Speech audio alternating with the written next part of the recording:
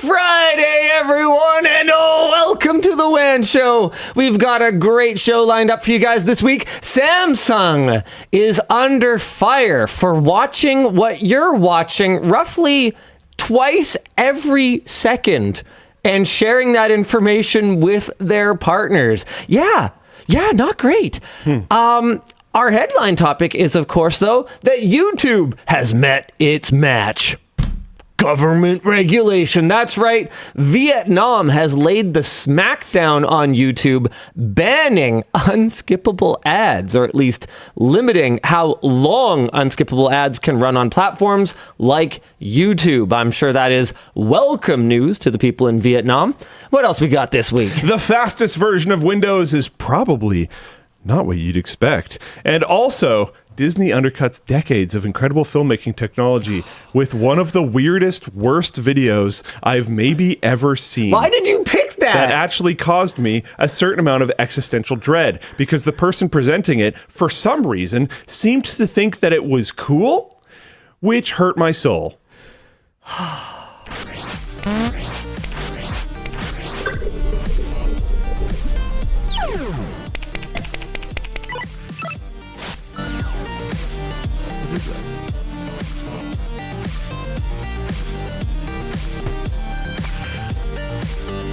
The show is brought to you by blank. DeltaHub. DeltaHub. Alongside, of course, our rap partner dBrand, our laptop partner Razer, and our chair partner, who is also Razer. I remember now. Oh my I God, made it Dan. white for the reboot last week. What a professional show.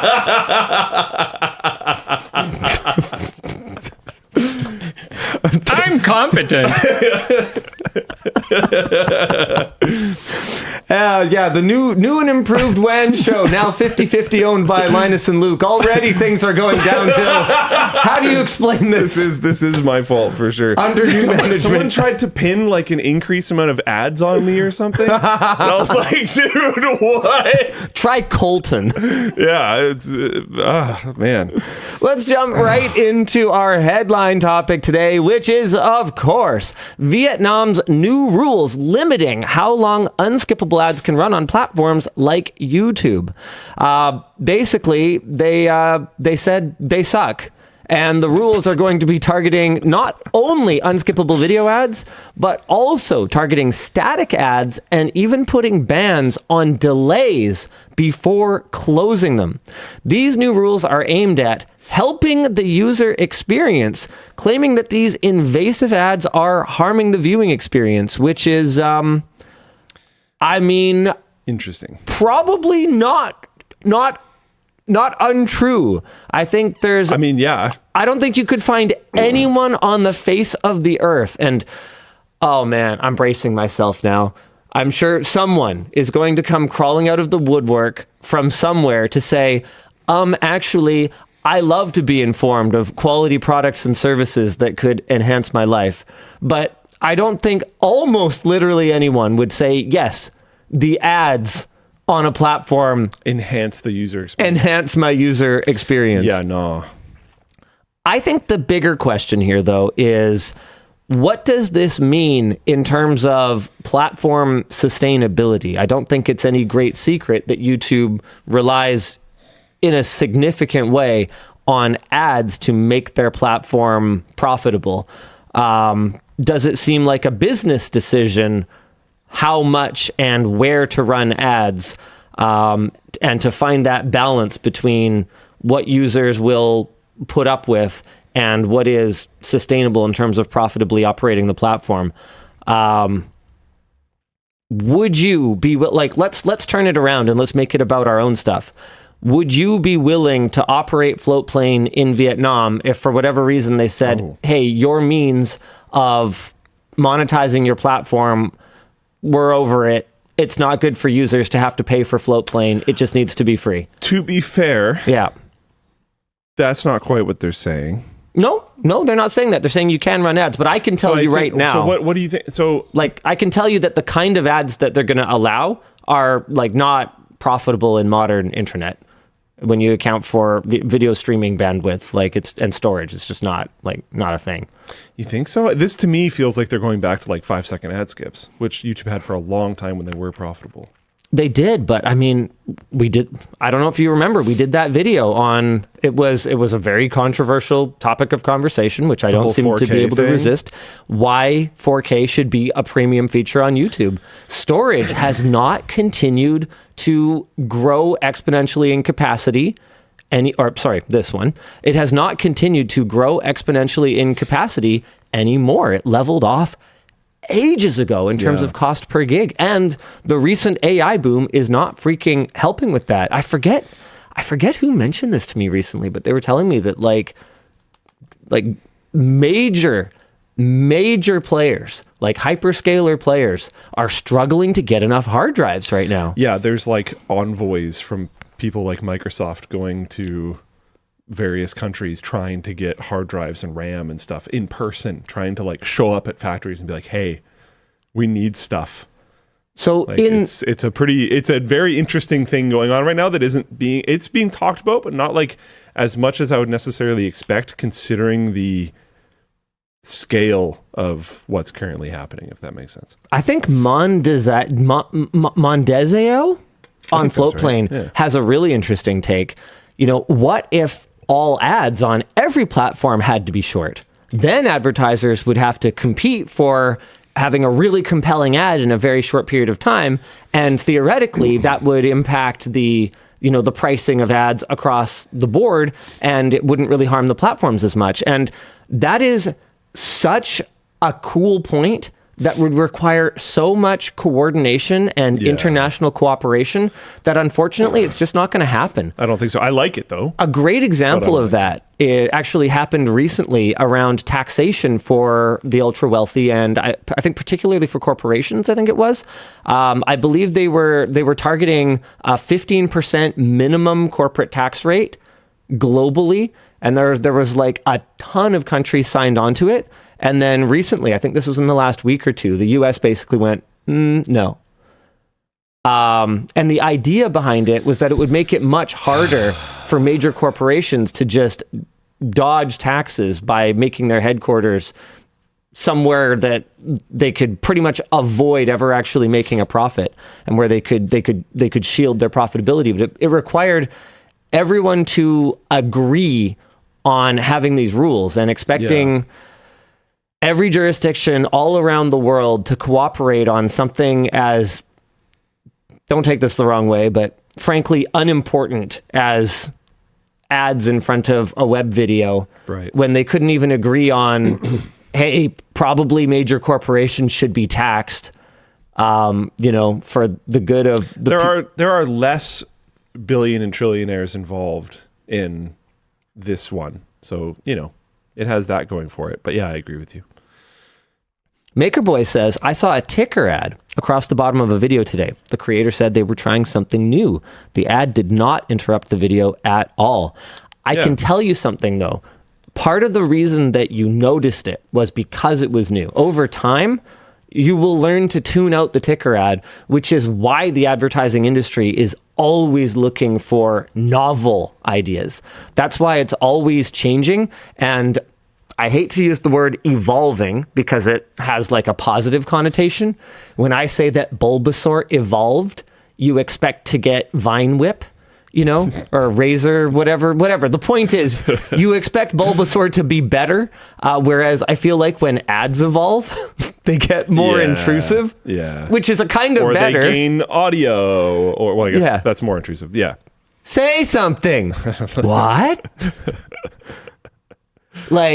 So they are better in terms of being super effective at penetrating your ability to pay attention to what you actually want to be doing. I'm trying to find an example, but I'm pretty sure Garbage Time, Mr. Dankpods did this recently with some stuff on his channel to promote like Flowplane and whatnot. He did like kind of banner things, whatever those are actually called. I don't remember. But cool. It's interesting. Thank you, Luke. Interesting move. I mean, and all of this ignores the fact that YouTube is able to function basically as a monopoly at this point, right? Like in theory, I'm pretty pro free market, right? Like you live or die by your ability to compete fairly. But that last part, right, the F word there, that's sort of the critical part. And YouTube is at the point now where whether it's through their technological moat or whether it's through their regulatory moat or whether it's through their business relationships moat, what would fair competition with YouTube even look like? So you could say, well, if users don't like how many ads there are on YouTube, then they should just take their business somewhere else. But like to what? What can compete with YouTube? Microsoft has tried. There's like MSN video, which like... What's that like weird one that we uploaded to for Dailymotion? Dailymotion has tried. Vimeo tried. Vimeo has completely given up on being an alternative to YouTube at this point, as far as I can tell, for years now. Does Dailymotion still exist? This is an interesting question. Dailymotion. Is your channel on? Dailymotion totally still exists. Okay. So every piece says Vine. Okay. All right. Okay. Yeah. Rumble. Sure. Wow. Dailymotion has shorts. Blech. Whoa. And it's the first thing you see when you get to the site. Wow. It's all man. Watch Mojo's on there. Where's look up Linus Tech Tips. Hold on. I just I want to see. Do they have view counts? Do they have view counts? Hold on. If you click on one, maybe. Yeah, let's check. No. Okay. Player interface is a little different, so it's only up here. I can't interface with it down here. Do they have comments? Are there comments on Dailymotion? Here, Draper stunned by whatever 10 months ago. Let's see. Apparently not. Either that or there's content here that is getting literally zero views. Yeah. I don't understand how these guys are still around. There's a connect button on the top right. I think, yeah, that's just to log in. Let's see. Okay, sorry, you wanted me to click on Mojo? No, Linus Tech Tips. Oh, right. Yeah, we used to have a channel. Dude, you've got some followers. Whoa, buddy. Whoa. 357. Yeah, so you could be the 358th. It looks like the last time we uploaded to this was WAN Show. Oh my God. August 4th, 2017. It's baby Luke. It's baby Luke. Look at baby Luke. He's so cute. Dude, I liked that logo with the planes. I thought that was cool. Yeah, super cool. It's a baby Luke. Where was this? That's a thick laptop.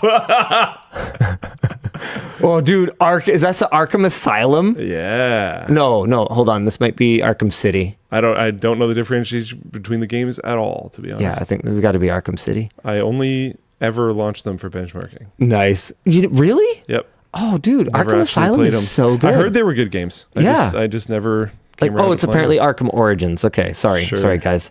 Which that's the third one, I think, right? I did not get into that one. Dude, look at you looking like a rapper on stage. What's this? Unboxing the RX Vega. Look at you. Yeah, buddy. That was at the first LTX. So anyway, the point is we uploaded to Dailymotion for years and managed to amass a total of 350 followers. So is that sustainable? Exist? How do they have this many uploads and storage and everything? Who owns Dailymotion? What is it? I'm finding out. French online video sharing platform owned by Canal Plus. Prior to 2024, it was owned by Vivendi? Like that Vivendi? What do you mean that Vivendi? Wasn't Vivendi gaming of some sort back in the day? Oh no, wait, hold on. I must be thinking of a completely different thing. I think so. No, Vivendi Games was an American video game publisher and holding company based in Los Angeles. That was a completely different thing. Oh. Okay. All right, cool. So this is Vivendi. Okay. This is a French investment company headquartered in Paris. So, no. How have they not cut off Dailymotion? Dude, I don't know. I have no. Oh, they have. So they divested of it recently, and now it is owned by Canal Group. But why would Canal want it? I have never understood at any point in time what Dailymotion is supposed to even be. The Warden 00 says it's got to be money laundering. Okay, but that's the thing, guys. I keep like hearing that. People will say, anytime there's something that people can't explain, I feel like they just go straight to, it's got to be a write-off or it's going to be money laundering. In BC, it might be true. But I don't know.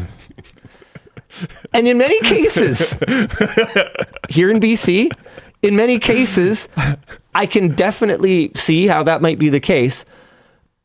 But what would be the money laundering purpose and why would they, of this? Why would they update it with like shorts? Because I thought the whole, and correct me if I'm wrong, I've never engaged in criminal enterprise before, but my understanding of money laundering is the idea is that you have a functioning business into which you can mix both like genuine proceeds of the business functioning as it does and ill-gotten gains and mix them together in a way that they are hard to differentiate from each other. So like in Breaking Bad, Walter White buys the car wash so that he has real revenues that could easily be cash revenues that he can put his ill-gotten cash in with and mask the source of it.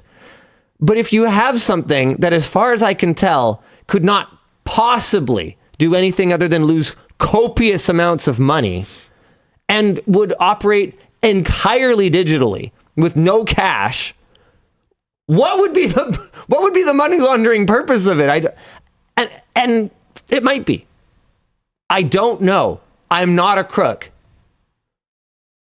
But I don't understand that. So maybe Floatplane Chat could be happy to, help me out here. But like they have features. Conrad. To come back to my thing. Did you see Conrad and Floatplane Cash Chat? payments. New on LTTStore. Cash payments. Yeah.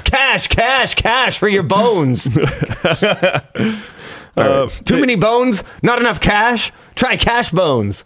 Sorry, it's a Futurama reference. You can tell they're trying. They have like the infinity ads in the sidebar here, and when you scroll, they refresh. Oh God! So they have like a full block of ads in the sidebar that refresh as you scroll. One so user trying. is getting you like 20 friggin' ad impressions. Oh God, they refresh even when you don't scroll. Oh yeah. Whoa. Yeah, so the ads are crazy. Also, look at this. They have 3 of the same ad running right now. Oh, that no, is, dude. That is so not allowed. I watched a video that had 3 pre-roll ads. They were all the same ad. That is so not allowed. That is so gaming it. And then they like have features. Like they have video transcripts. You can turn this on and it looks like they have some form of like thing trying to generate a video transcript so that somebody had to make that. You go back. They have shorts now. They like support the new format. They have an app that they're clearly keeping up to date to a certain degree. Like someone's doing stuff. There are developers working on this and like keeping it alive. Dan Vibes says in Floatplane Chat, Dailymotion still has over 400 employees according to Wikipedia. Wow. And Lucky Drive 1984 says, I think many websites use Dailymotion's video player. So this is a B2B play maybe? But then why let random users upload to it? Or maybe they don't. I legitimately don't know. Legitimately have no idea. And there's honestly not a ton of information on their like Wikipedia page. It doesn't even say like how it works or anything like that. I think your Wikipedia page is probably longer than this. Mine doesn't exist, though. No, it does. It just is not easy to find. Hold on. We're going to fix it, though. Hold on. It's in draft form. Yeah. Yeah, well, I mean, that's kind of existence. Here it is.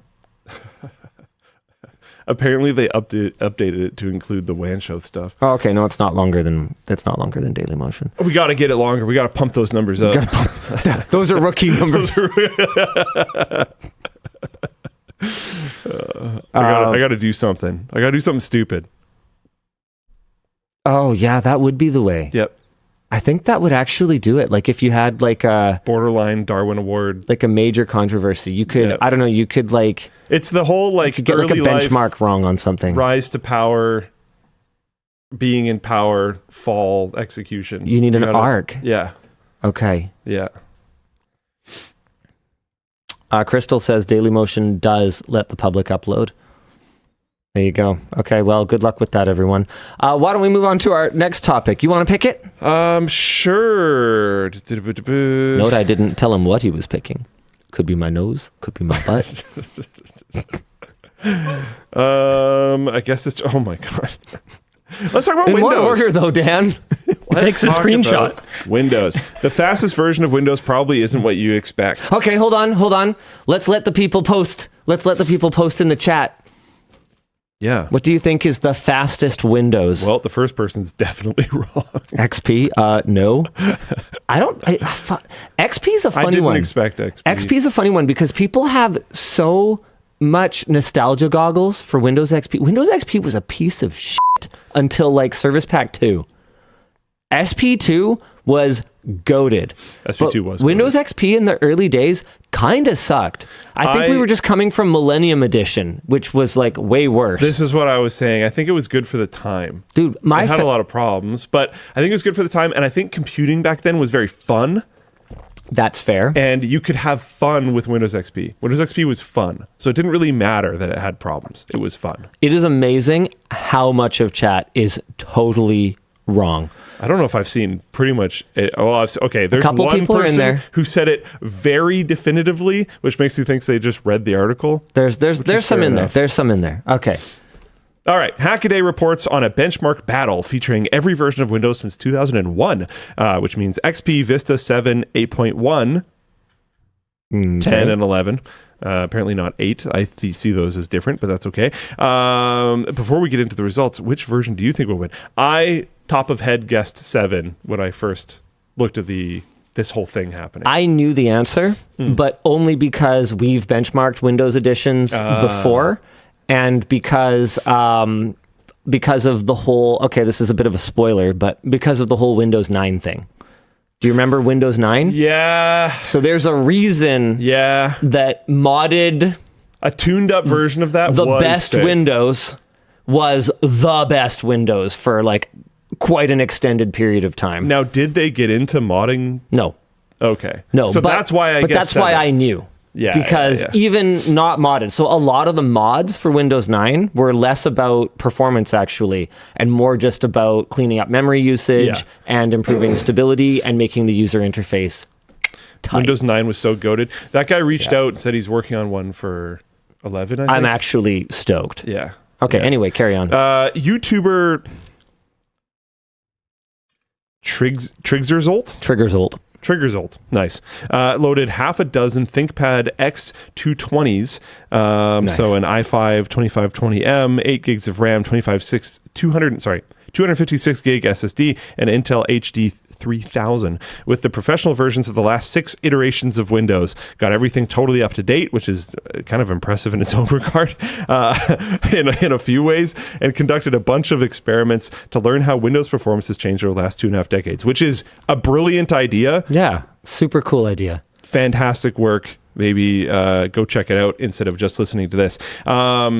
They did boot to desktop times, disk usage times, and 5 gigabytes RAM test. How many Chromium tabs can be opened before we hit 5 gigs of RAM? That's interesting. For boot to desktop, fastest to slowest, 8.1 is That's the the oldest one. version with fast boot.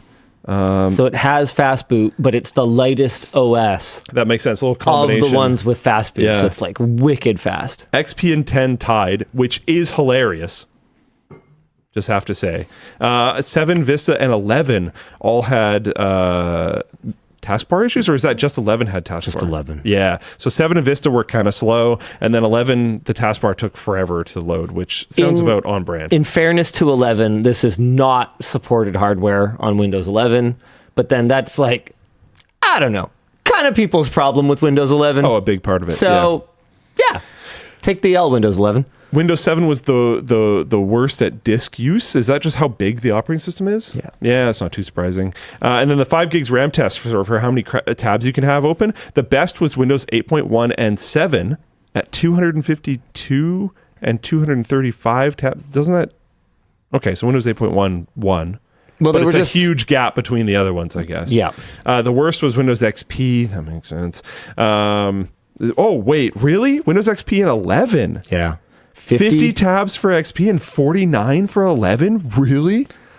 I mean, she's a hungry boy, Luke. God, that's she's so got to get the rough, telemetry man. data somehow. Best overall was 8.1. Windows 11 is generally the slowest. Actually, what I suspect is that with XP, it's just inefficiently managing it. Yeah. And then with 11, it's just a heavier OS overall. So you just have less RAM left to put Chrome tabs in, would be my guess. Whereas like something like Windows 8, like, dude, Windows, okay, and to be clear, that was why Luke and I both raised an eyebrow when we were reading through every version of Windows. Because Windows 8 was a giant steaming dumpster fire. We would all love to forget that Windows 8 ever existed. Yeah, but I think whitewashing the history of Windows 8.x and just referring to it as, yes, only Windows 8.1, that was the only one that existed, is not giving enough credit to how long Microsoft stubbornly stuck us with that horrible Metro UI that was not immediately obviously removable on the early versions of Windows 8. Like it was a long time. They didn't just launch this thing in early access and go, no. Oh wow, this sucks. Okay, well, we have a launch date to hit, but we're going to get that fixed like right quick fast for you guys.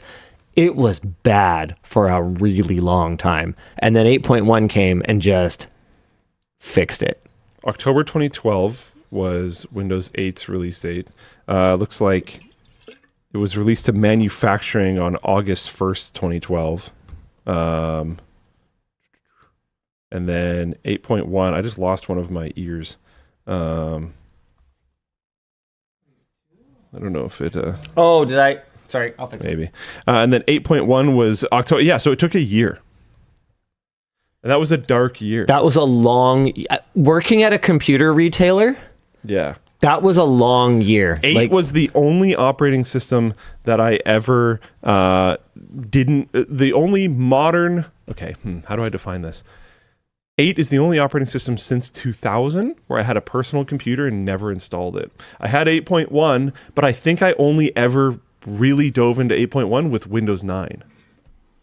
Interesting. I think I held on to 7 and then went Windows 9. Which is 8.1 solidly, for sure. I'm accepting that. But it was a modded version of 8.1. And I think that, to me, means I kind of skipped one because I see 8.1 and 8 so differently.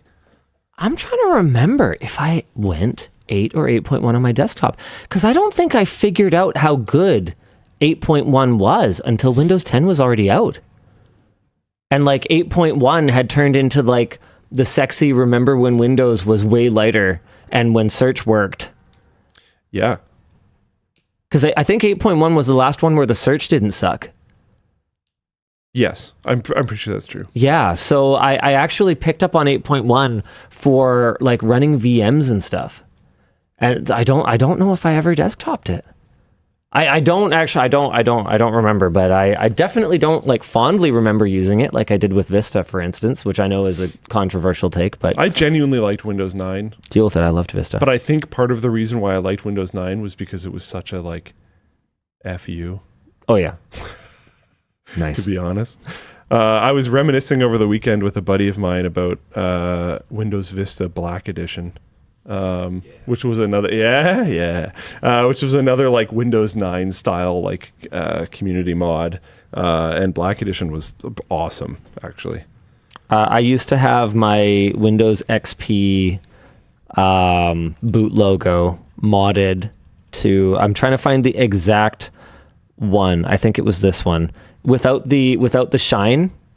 I had it set up to load Windows XP Pirated Edition for the loading bar. Yeah. Apparently that's been popular across many version. Actually, okay, I specifically searched for XP, but there are also some ones in here that are not XP. Like this one apparently was Vista. Is that an upside down? Nice. Spicy. All right. Man, I'll make it work. I can either have my left ear or my right ear active. It seems to be the cable, Dan. Anyway, go check out. No, I leaned over. I probably bumped something, Dan. I'm sorry. We might it's have okay. to fix It's it fine. later. We'll deal with it. All right. What do you want to do next? Next topic. Yeah. Should we do the Disney one? Are we showing it? Are we going to get the video demonetized? Let's just show it. I don't care. All right. Disney undercuts. This is like. This one actually hurt. I don't know. Disney undercuts decades of incredible filmmaking technology with AI animals. VFX extraordinaire Rob Brdow, known for his work on Star Wars through Industrial Light and Magic, which is owned by Disney, gave a mostly interesting is the notes 15-minute TED Talk about how technology has enabled artists to more effectively tell their stories or something their stories. However, it was punctuated by a 1.5-minute AI generated alien creature montage designed to get the audience excited about the future of AI tools for filmmakers. And to be clear, if this is the one that I'm thinking of, it is specifically set up as an artist's vision of what Star Wars worlds might look like. If I think it was like a scout drone is visiting. Yeah, we'll see. Oh, yeah. There we go. Yeah, it is this one. Oh, hi, Dan. And yeah, watch for yourself. Okay. Before we do this, no, forget the audio. It doesn't matter. Before we do this, I didn't think this was real. I was in the car with, I think it was Adam and who else was chilling with us? Was Glenn our camera op? I think Glenn was there, and I think we had someone from the business team there. It doesn't matter. The point is, everyone was like talking about it, which made me feel like it's real. And Adam insisted that it was like cringe and like you won't believe what Disney did. And actually, so I was like, mind-blowing. So I was prepared. What I assumed he was talking about, because he's like, yeah, you won't believe this Disney AI thing, and everyone was like, yeah, and I was like, it's weird that we're all talking about this right now. It sounds like real, but I don't understand why we're so upset, because Disney announced their partnership with OpenAI recently, and so people could, Sora Disney characters. Like did someone fanfic something Disney, and you're like just depressed for the future of storytelling because it was like the worst fanfic thing ever? Like I got kind of confused because I hadn't heard anything about it. Totally. In this lead up conversation, and Adam's like, no. This is something else entirely different.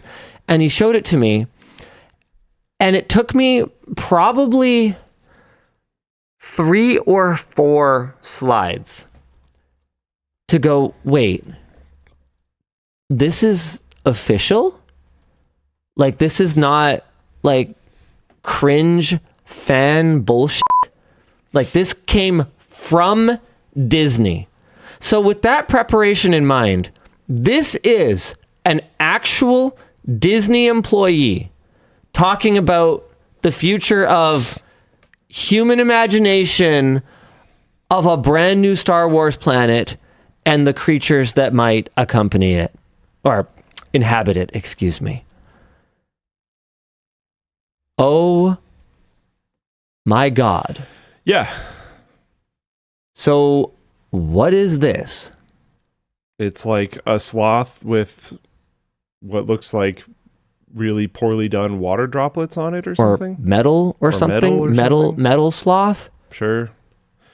A lot of this is like, I don't know, 2006 Facebook, 2 animals hybrided together. This is but it's a video. A zebra gorilla, it's fish lizard. Fish lizard. It's a snail. This is the first one Adam showed me. Yeah. It's a snail bird. We did it. A snail cock? We Really, Disney? Yeah. Yeah, that is what it is. Very creative. Let's go on. Oh, wow. Oh, wow. This time we hybrided a zebra with a polar bear. Yeah. And put it in an environment that it will not survive in. Very good. Can you imagine firing up a new Star Wars film and seeing, one of these attacking the reanimated corpse of Palpatine for some reason? Another time. Yeah. A flamingo iguana? Let's blow up another really big space structure with Palpatine on it. This is just a blue fawn.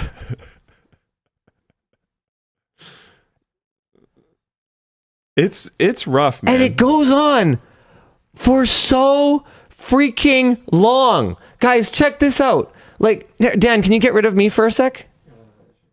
Thanks. Guys, it's like it goes on for way longer than haha, a funny joke. We were just kidding you guys. Look at look at this. It keeps going. Like, it goes on for a very long time. And like, if this was like some dude in the office and they're like, hey, look, and they just showed it to their buddy and they're like, yeah, I threw this together in a few minutes or whatever. I was just messing around. Like, that's fine, I guess. But like, yeah, dude, showing this off at a TED Talk? Like, ooh, man. Like, you're a major multi-billion-dollar international I almost company? don't care if this isn't like a high school student project. It's rough. Like, what? The dumbest part, or not no, this is actually far from the dumbest part, but I don't know. This felt especially ridiculous to me. Was one day or 2 days or something before I found out about this, before I had this conversation, I literally did this. And my whole point in our AMD coverage at CES this year was that an AMD representative talked about how your AI could give you powerful financial advice. Whew. And I was like, LOL, no. Didn't they also say something about like, I don't know, change the world through infinite energy or some like crazy claim? I thought they made some like mind-blowing. I didn't hear that part. But my point was this. Look, I don't think anyone's going to be upset about having a decent NPU on your product, right? So that you can, and I literally used this as my example of like just dumb bullshit that people might want to do with their stupid, crappy like NPU on their laptop. This was literally one of the two just stupid, ridiculous, who cares, it's just for lols things that I could come up with. Yeah, I came and up when with like a human made that in 2008 or whatever, it was funny. Zebrafish, haha. I used the Photoshop blending tools to look, Dad, zebrafish. Yeah. How is this a credible conversation even from a major industry player like Disney? Yeah, it's crazy. And ILM was like God tier for still is. Yeah. This makes me concerned, but yeah. Well, yeah, right. Yeah. I'm sure they still have the talent somewhere. It just wasn't on stage. Well, I don't know. Maybe that guy's good, but like it wasn't shown on the big screen on stage. Is this 4D during that section of the thing? I didn't watch the whole thing. Whatever. Is this 4D chess? Are they trying to generate backlash in order to rebel against top-level executives who are demanding more AI? Please tell me that's it. Just tell me that's it. You know what? They could nuke their own entire career doing that. That is a move that happens, but it's not that common. Tell me that's it, Luke. Give me hope. Give me a new hope, you might say. For a third time. Ouch. 6 Star Wars burn. That's a deep cut. Not a deep cut. But it cuts deep, which is, I guess, where I got confused. Yeah. I don't believe it, but I hope so. That's not enough. Yeah. Tell me that's it. Tell me it's 4D chess, please, Luke. Because otherwise... it might result in the same thing. If it's not 4D chess, then I think I'm just going to give up and I'm going to apply to work at Disney. Because apparently my ideas are just as good as theirs. If that got on stage, you'd be fine. You'd be totally fine tomorrow. You can do what I did to get here. Just lie on my resume. Yeah, I created Is it even lying anymore? I created zebrafish. Is it even lying anymore? I trademarked it. Patented zebrafish. Oh. I hate this. Okay, okay, we have some discussion questions here. Some of them are interesting. Do you see anything in the video that got you excited? No, not at all. How long before we're forced to watch AI-generated content in a major motion picture? I just won't go watch it. I've been doing that for a long time. Would we be surprised? Would you be surprised to hear that it has sort of already been used extensively or something? No. Because, like, even if it's at the concept art stage where, to be clear, there's a lot of people that are upset about that type of use for it because concept artists are a thing, but what I'm getting at here is if it were used at the concept art stage and a real artist went and took it from concept art to what you actually see, you probably would not have any way of noticing it. You wouldn't be able to tell from the pixels or whatever. So odds are that it's already been used extensively, even if it's just at the concept art stage. Oh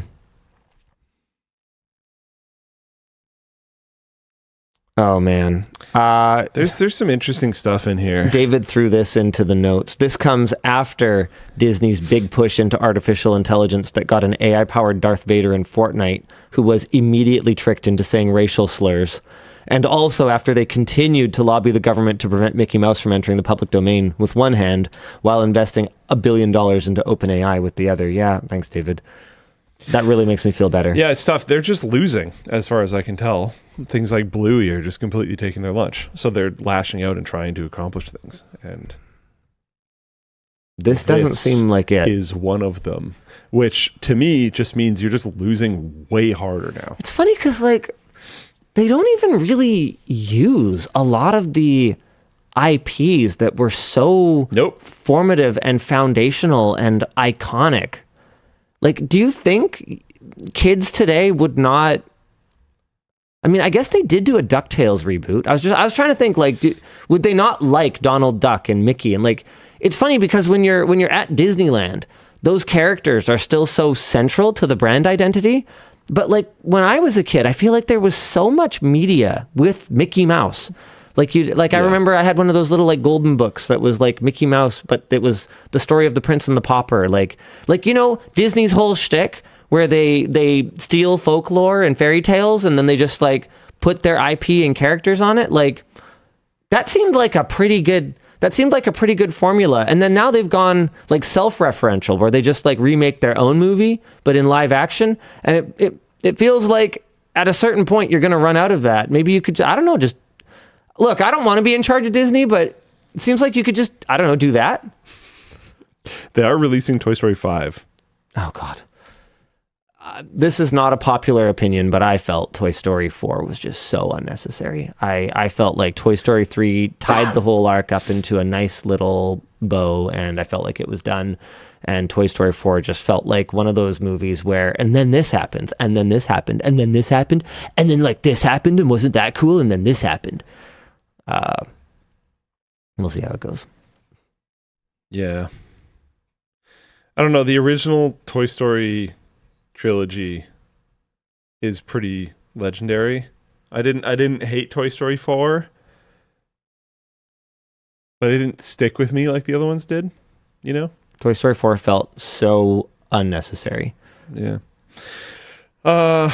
Yeah, there's again more notes to this. There's another extra added. Do you think we will see a continued push for more practical effects in movies, or is this another turning point towards the artificial? I don't know. I really liked the plane scene. Wow, why can't I talk today? The plane scene in Airplane. What is that movie called? It's from the guy who made Inception, but it's about like moving forward or backward. Tenet. Yeah, the plane scene in Tenet was sick, and it was filmed by actually smashing an actual big plane into an actual big building, which was like pretty sick. That sounds really expensive. It was, so they did it once. And then they took like 8 takes, you know. And then they used that scene in like a bunch of different ways, which was probably to justify the expense of it. Right. But it was really cool how they did it. I actually really like Tenet, but that movie didn't get the greatest reviews ever. No. So I was watching some older like 80s, 90s action flicks recently. Okay. As part of my like watching older movies that I never saw. And I think the thing that stood out to me the most was the car chase scenes. It's like that semi-truck, like dirt bike chase scene in Terminator 2 hits so much harder when I know, like obviously it's not as spectacular as some CGI up the butt thing from Avengers or whatever. But you know someone's on that bike. But like, they actually bashed a semi up. They actually like did those stunts with the bikes. They really did all that stuff. And it was maybe from like as a kid watching it, I would rather just have the CGI, you know, spaceship fight in New York City or whatever. I think this is a very interesting point that you're making. But as an adult appreciating the artistry of it, I find just the speed of the dirt bike, as slow as it is, far more engaging, knowing that it's real. Yeah. Very interesting. That's a pretty good point, I think. Because, there's a lot of things that I'll try to fight for of, like, the real is more interesting. But you're right. When you're a kid, it's just, like, I don't know, goopy brain juice stuff. Yeah. And when you're older, it's like, how was this made?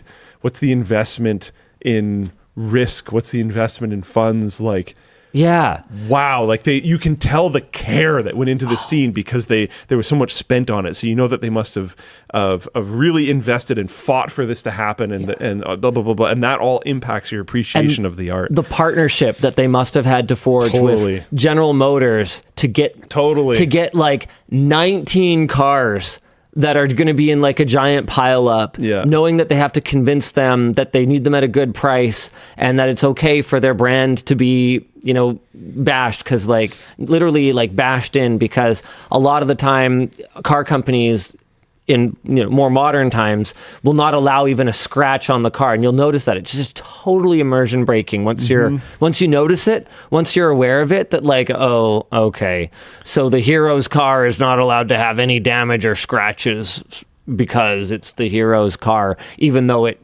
bashed into a bunch of stuff and drove through a burning building or whatever it is that it did. Which, to be clear, is kind of silly, because the coolest Toyota truck like ever is this one, which the marshmallow truck, the person who drove back and forth through the fires repeatedly to save people, and their truck just like made it because it's a beast Toyota. Nice. And then Toyota just gave them a new one. Like, the scars can be cool if your car goes through some crazy stuff in the film, like that can be cool. It's not a bad thing. Does Plex have a like history of stuff you watched? Like, I'd be curious to see. I think it does. Oh yeah. Hold on. Let me dig through it. I'll see if I can figure out what I was watching recently that was really good. I can do an additional part of this topic if you want to. Oh, hilarious! Searching. Nick Plouffe and I are friends, and we can see what each other watch on Plex. I should probably let him know, and I should probably disable mine because I don't think either of us probably intended that.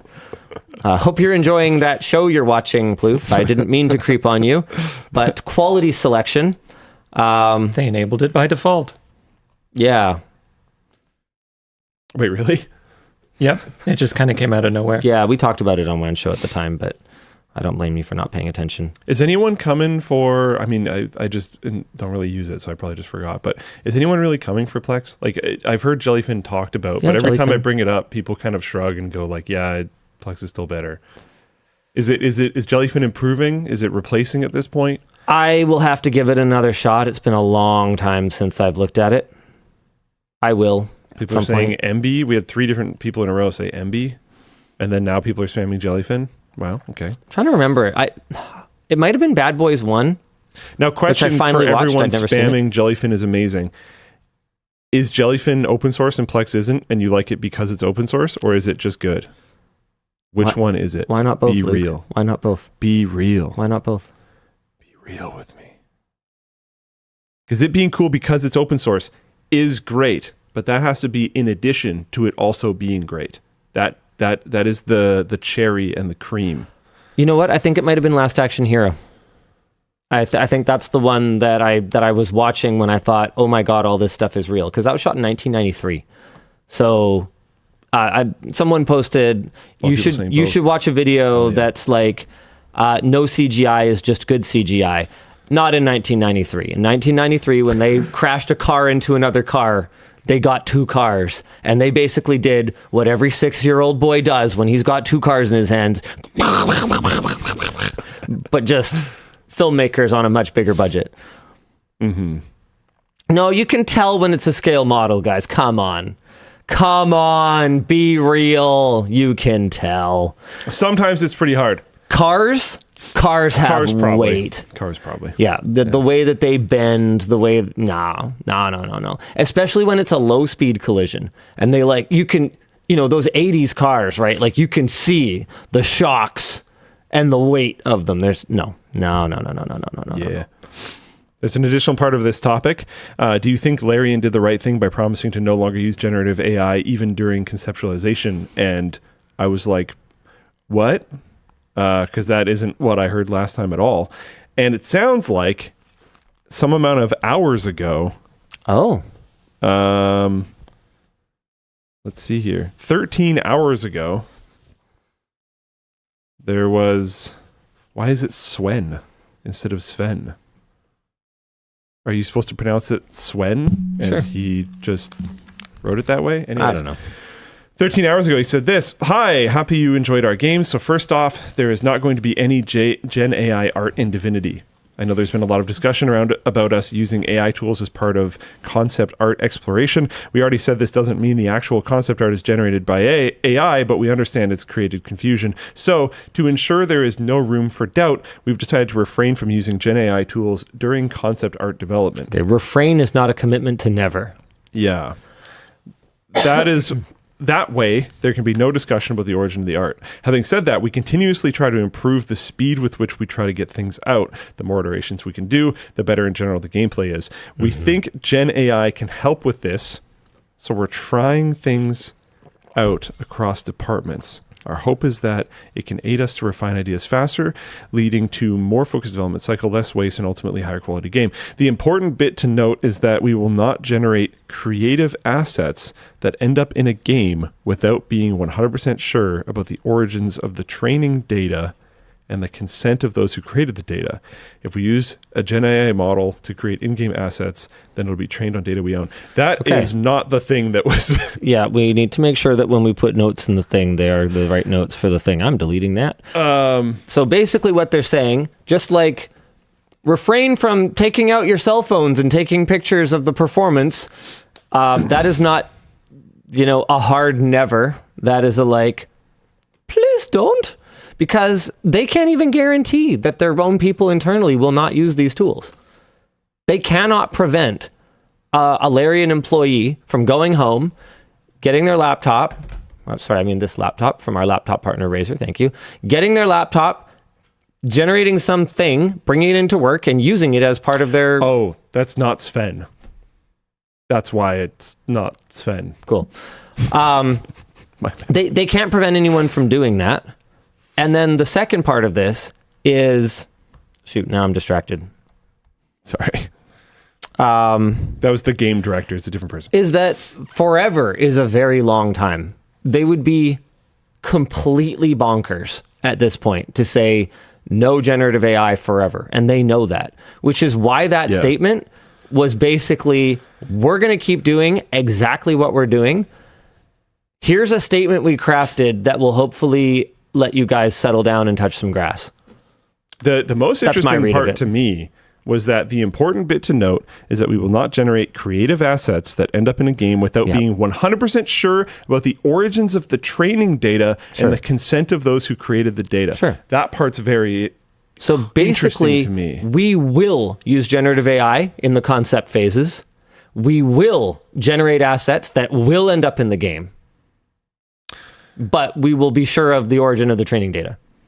That seems like maybe not for Divinity. Yeah, maybe not for Divinity, but they're exploring that. That last bit seems pretty And clear. it's kind of the plan, yeah.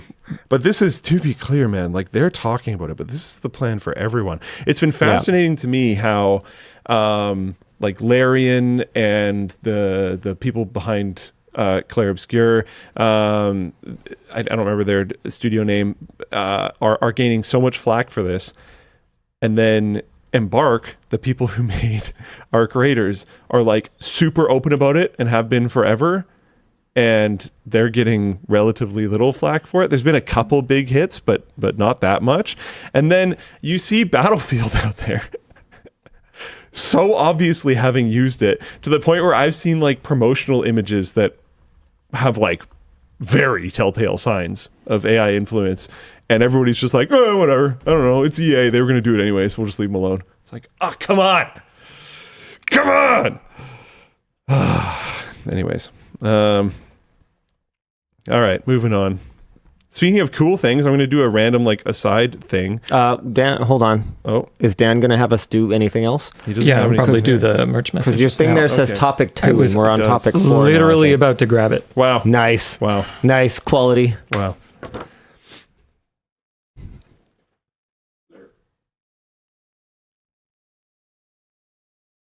Oh, right. Hey. Yeah, oh, shoot. I got too warm and I finally took it off. Well, okay, go to Luke's screen. Duh. If you're looking for something Valentine's themed without it being over the top mushy gushy, our Pixel Perfect Love Collection is live now. It's clean, subtle, wearable beyond February the 14th. We've got the Pixel Heart t-shirt. If you want to fire that one up, yay! And the Pixel Heart hoodie, if you want to match with someone or just grab something understated that still feels special. The Pixel Heart t-shirt keeps things simple with silicone heart patches on the sleeves. I think it's just on one sleeve. On one sleeve. Yep. It's subtle, intentional, and inspired by the idea of wearing your heart on your sleeve, but also, video game health bars. Gotta be gamers. And the Pixel Heart hoodie keeps things subtle with a red-on-red raised 3D graphic, so you get texture without it being too loud. There's also a small silicone patch with 3 pixel hearts near the pocket, which is a tiny detail, but helps to elevate the hoodie and keep it adorable. And did we bring people in for couples shoots? Seems like it. That's so cool. Hey, look, it's Adam and Shay. I don't know if we brought them in. This isn't here. Oh, really? Oh, okay. Yeah. Cool. They went somewhere. And if you want something a little more office professional, our long sleeve polo is back in a new eggplant color with a pop of blue under the collar. Same clean look, just a little more put together without being, formal. So whether you're buying for someone else or just adding some color to your professional wardrobe, the Pixel Perfect Love Collection is available now at lmg.gg/pixelperfect, and you can also check out the long sleeve polo shirt in a fun new color. All right. Now it's time to explain merch messages. If you want to interact with the show, we don't want you to throw money at your screen, guys. We'd much rather that you throw money at lttstore.com and get some quality merchandise in addition to, sending a message to Dan, who will definitely read it. He will, though. All you got to do is go to lttstore.com and add something to your cart. You'll see the little interface here for merch messages. You type a little merch message, decide if you want to be anonymous or show your first and last name, and you pick a color scheme, and you go ahead and place your order. It goes to producer Dan. Hey, we got a second wave today, bonus. Who was wearing the new eggplant. Yeah, nice, looking good. A little flash of blue. A little flash of Italian in the summer. You're missing the gold chain, though, Dan. And also, we would need more buttons for you to go full Mediterranean. Right down to the belly button. Anyway, it'll go to producer Dan, who will reply to it or pop it up here if you just have a shout out for someone, or who will curate it and read it to me and Luke to respond to. Dan, do you want to show us a couple curated merch messages? Yeah, sure. Why don't I have one here about the Pixel Heart? Hey, WAN.ai, question for Luke. Is the Pixel Heart Drop a celebration for your new 50-50 loving relationship or just a Valentine's approaching? What is this a joke I don't get? It's for owning half of WAN. You're now tied together. Yeah, it's funny. Business arrangements are actually like way, way more binding than like marriage. Turns out. Fun time. Yeah, like I remember Yvonne and I joking about it. Like when we bought a house together, we were like, "Oh, this is." Deal. We bought a house together before we got married, and we were like, "Oh, well, I mean, like, this is way more complicated." And then when we started the business, it was just like, "Oh, okay." So between owning a house together, having kids together, and the business, we're like full stuck, which is good because I'd like her to not leave me.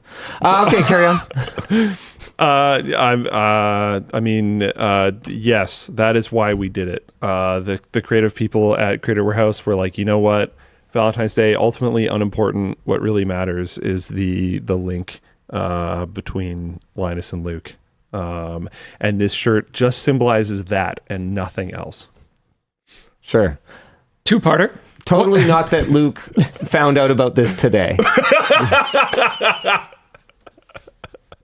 Which is that's not what happened. That's reality. I noticed it on my chair and was like, huh, and then put it on and then noticed that and was like, oh, neat, and then loaded up the store to be like, what's going on? We only talked about the 50-50 like last week, so we designed, shipped, and prepared a shirt in less than 1 week. Amazing. We're so good. 4 days. I'm very impressed by that team. We're wicked smart. Absolutely incredible. Also, what class or spec did you play in WoW? Oh, Warrior. Classic. Based. All the classes, all the specs, sorry. The best spec Warrior ever is Fury Prot in Classic WoW because wearing shields while tanking is boring and not wearing shields while tanking is fun. And there's another one here for Luke as well. Also about WoW. Thoughts on add-on removals in WoW Midnight? Oh, I don't care. I don't play retail.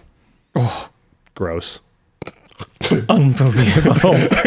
Unbelievable based display. How dare you insult him by asking such a question? Damn. Jeez. I don't know. I think they're going to have a hard time changing their raid design because for many, many, many years, raid design was done with the theory that people would be having add-ons installed. And the add-ons basically like tell you what to do all the time. There will literally be like audible cues of like move or whatever. Yeah. Like the add-ons are really intense.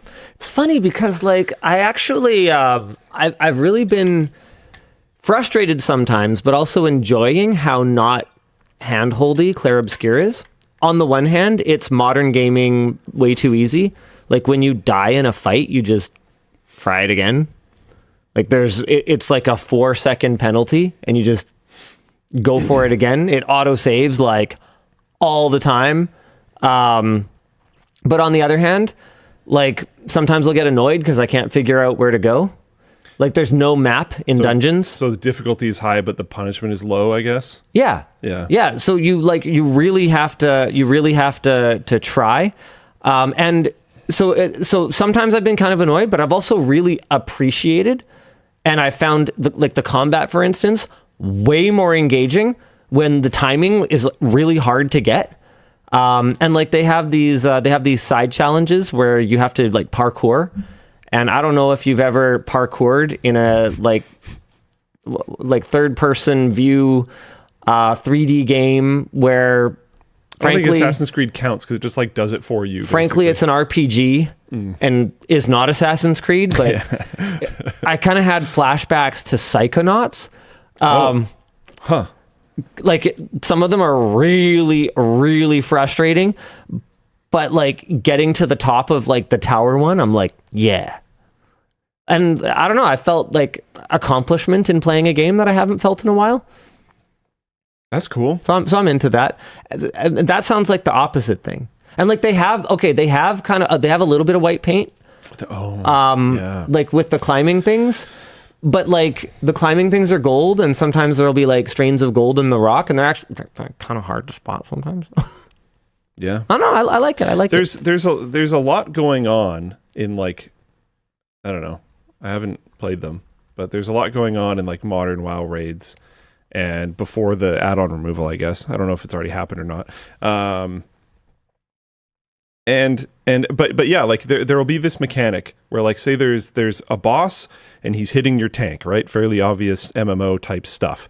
But he'll put a debuff on your tank. And once the debuff gets to a certain amount of stacks, you need to swap which tank is currently tanking the boss. Because the one tank will get to too many stacks and you need to swap, and that guy gathers stacks, and this guy's stacks fall off, and you swap back and forth. Right. Pretty normal, very average thing to be on a boss. Very average. There will be add-ons that when your stat count, when the stat count of the other guy average gets too tank. high. So actually, 6-inch tank, average size tank. That's way more like 8 inches, but okay. When it's your turn to taunt and like take the boss over, because the other guy has too many stacks, it'll just tell you. What? The add-on will be like, taunt. So, like, if you've played a bunch, you'll just reflexively, like, hear that and just press the button. You don't even, like, there's no thinking. Oh. And then, but like, theoretically, there is a lot of other stuff happening in the encounter. So it's not like you aren't paying attention. You're still playing, and it can still be really hard. But, like, the add-ons are managing things for you while you're playing around the other mechanics. And, like, certain fights will still be very difficult despite all that. But these fights have been built with knowing that these add-ons exist and that people will make them. Oh. So they're harder? They're in a lot of ways way harder, where if you didn't have the add-ons, it would be like incredibly difficult. Oh, okay. And like no one's doing So is that So good? now if they're going to take the add-ons out, which is in a lot of ways, it probably makes sense. It's kind of weird that the community has to constantly build things for your game. Right. So by taking the add-ons out, like, okay, cool, that kind of makes sense in some ways. Yeah. But then your design philosophy for your game for so many years has had these things in mind. And I suspect there's going to be growing pains. Not that I'll experience any of them, because retail WoW sucks. But yeah. Oh no, Adam plays. Oh no, does he hate my opinions? We'll see. Importantly, they aren't banning add-ons. They're just reducing their scope so they can't play the game for you, like Luke is describing. Ah, okay. Interesting. Well, that sounds like it helps a little bit then. Sure. That's cool. Shout out Adam, customer care supervisor for Creator Warehouse. Yeah. All right. Dan, what are we doing? How about some more topics? We can do more topics. I got a bunch to get through. Let's talk about the Samsung Smart TV lawsuit. Samsung, Sony, LG, Hisense, and TCL are all being accused of deploying surveillance technology without user consent. ACR, automated content recognition, takes screenshots and provides other information about what you're watching on your TV to the TV manufacturer's headquarters, allegedly. You are opted in to ACR when you consent during the TV setup process. To opt out, at least on a Samsung display, you must find the right opt-outs across 4 or more separate menus. Ars Technica figures it's roughly 15 clicks to complete after analyzing the lawsuit. Texas Attorney General Ken Paxton has called ACR an uninvited, invisible digital invader. I agree. Texas has apparently secured a temporary restraining order against Samsung, not the rest of them, but Samsung specifically, which prevents them from continuing to sell, transfer, collect, or share ACR data relating to Texas consumers. The district court found sufficient cause to believe that Samsung's actions violated the Deceptive Trades Practices Act. A similar restraining order was requested for LG, but a judge denied the state's request. And then Sony, TCL, and Hisense are still involved in this legal battle alongside Samsung. The lawsuits argue that companies deliberately use misleading labeling and non-intuitive terminology when explaining ACR technology to consumers, according to SourcePoint's legal analysis. Texas prosecutors argue that each manufacturer also hides or obfuscates what ACR can record from its customers. And the answer is basically anything that is connected over HDMI, as well as cable boxes. If it's on your screen, it can be recorded. This could even include confidential or sensitive information if you were to hook up a laptop or a computer to your TV and view said info. There are no visual cues or warnings that content is being recorded. So this goes way beyond the data that they might need for targeted advertising. This is wild. Texas is seeking $10,000 to $250,000 per violation, with higher penalties when persons aged 65 or older were affected. That Honestly, last bit is a little confusing to me. No, I totally get it, I think. Really, why not kids? That would also maybe be fair. My thing was maybe more susceptible to scams, and if they can target scams more easily because of certain data like that. Because the people getting wrecked by online scams, it's like wildly vast majority really old people. Is that true? Yeah. Oh, okay. Yeah.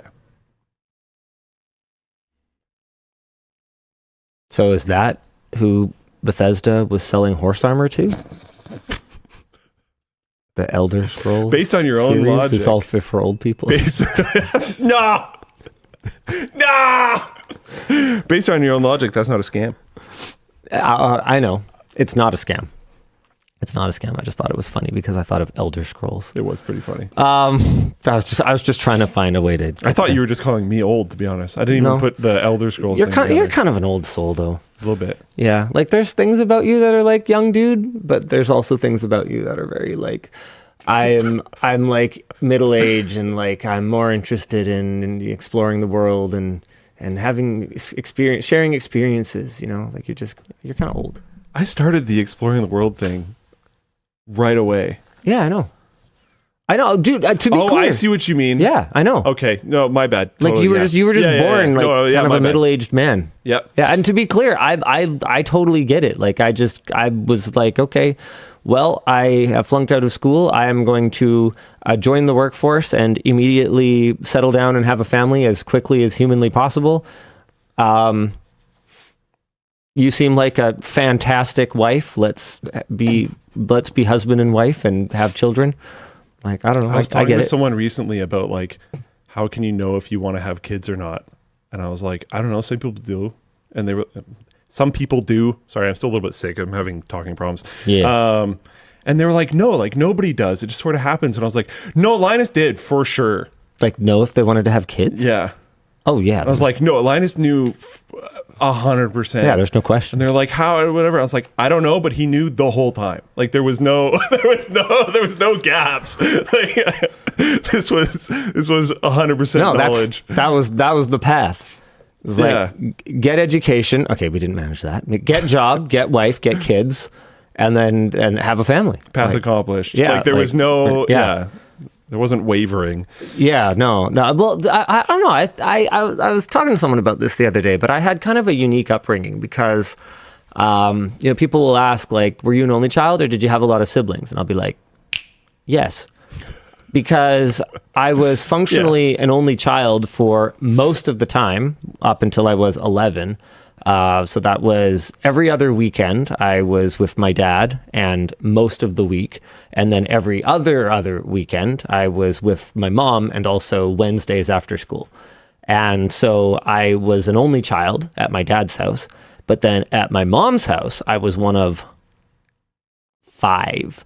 So after I was 11, I lived with my mom. So I had like only childhood, and then also like some childhood and my entire adolescence as one of many, including because I was the second oldest, and there was a big age gap between number 4 and number 5 of my genetic half siblings, but we don't really like see it that way. But it's a technical detail that maybe people care about. Get over it.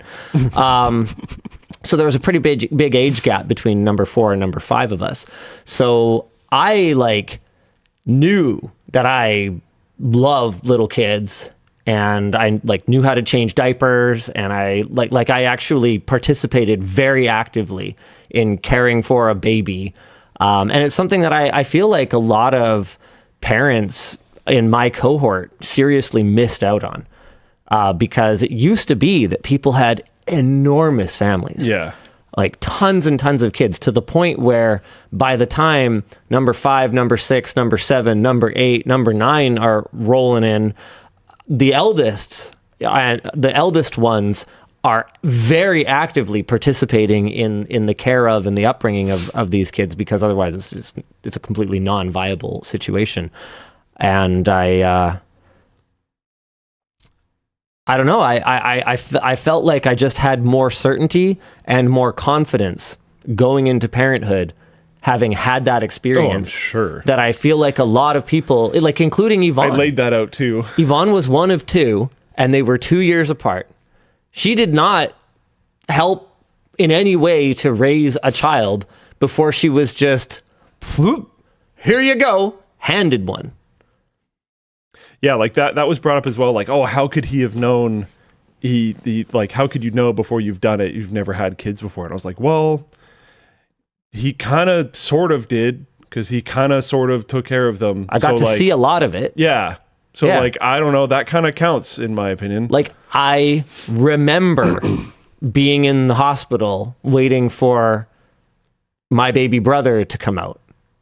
Like I can remember that. Yeah. Whereas Yvonne doesn't remember that for her baby sister. Like, it just, you just can't. 2. She was 2. Yeah. Yeah, exactly. Any memory that you have from when you were like 2 is probably heavily corrupted by that whole remembering a memory problem. Yeah. Yeah, 100%. I do not remember how we got onto this topic of conversation. No idea. All right, cool. Like, at all.